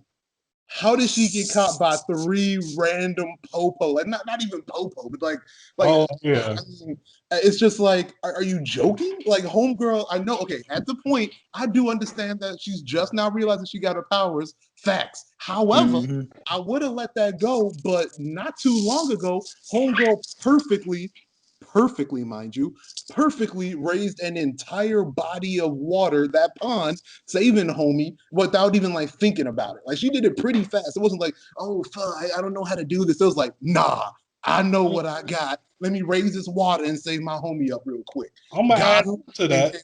So with that kind of control, homegirl should have been able to take out 3 popo in a blink, but now she got caught. and then got caught by the FBI, and then forgot while in a room that one, she could instantly escape. And she was like, oh, here I go, I'm about to escape now. And only effing like barely even murked that kid right in front of him, and then got slept by chloroform by the nurse right behind her. Are you kidding me? That's BS. Like, I couldn't let that go. And then for all of that to end up being, oh, Vanya is the bomb again. She is the reason for Doomsday and like, that whole series of events. But the point is that all she had to do was in the beginning knock out 3 Popo. Come on. Yeah. Sorry. Hey, now that you bring that up, I'm it sounds like Aang all over again. Hey, if we remember in the first season, bro, she was able to like slice her sister's throat with like no practice. You know what I'm saying? Facts. I was like, yeah, that make hella sense, bro. Vanya tripping. She fucked everything up. Same. Goofy. She was Gucci too. But that was foolish. So, but overall though, again, just to put a little bit of hype on Umbrella Academy, doing good. I'm even excited about season 3. I like how they did that at the end too. So, big ups. Mm-hmm. All right, I think I'm up for my MVP. I'm going to give it to Escanor. I was just watching Seven Deadly Sins on Netflix not long ago, the latest season of it. That nigga was boxing against Meliodas when went into his full demon form. That shit was lit, bro. That nigga Escanor he's fucking broken. How is he not the most powerful character in the show? I don't know, but he should be. especially West. Especially it also puts a lot of respect on humans, because I'm pretty sure throughout that whole show, humans are looked at as the weakest creatures within that whole show, and for him to be able to bring out that much power, I fucks with it. He's definitely putting he's giving everybody the respect on the human race. Pride, bro. Woo. He a monster. Exactly. But then for my Goofy, I'm gonna give it to a nigga that should have also had put in work but hasn't been doing shit so far. The nigga King from One Piece. Because this man, these motherfuckers came out. These motherfuckers was way weaker than you. These motherfuckers come out. You pull out your sword. You get the fucking gun. Somebody pull out the gun and shoot the sword out your hand and shit. You supposed to. I'm pretty sure if you are the number 2 nigga after Kaido, you definitely should be able to dodge a fucking bullet. But yeah, you get your sword shot out of your hand, and then they come up and run right up at your boss and knock this nigga off the tower and shit, putting swords on him. Bro, you gotta stop playing, bro. You need to get fired. Or demoted. Title change, bro. Make this King to a Jack or something, bro. He ain't representing. Like literally, how you just watching all this shit go down, man? Katakuri definitely would have stopped all that shit before it happened. Ooh, facts. Those are definitely Yeah, he's definitely in my Goofy of the month. I respect that. Okay, that's fair. All right.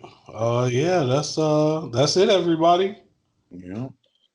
Thanks for joining us. And until next time, obviously, Mr. Edie, thank you for joining us this time around. Do you want to give a shout out and where people can hit you up one more time?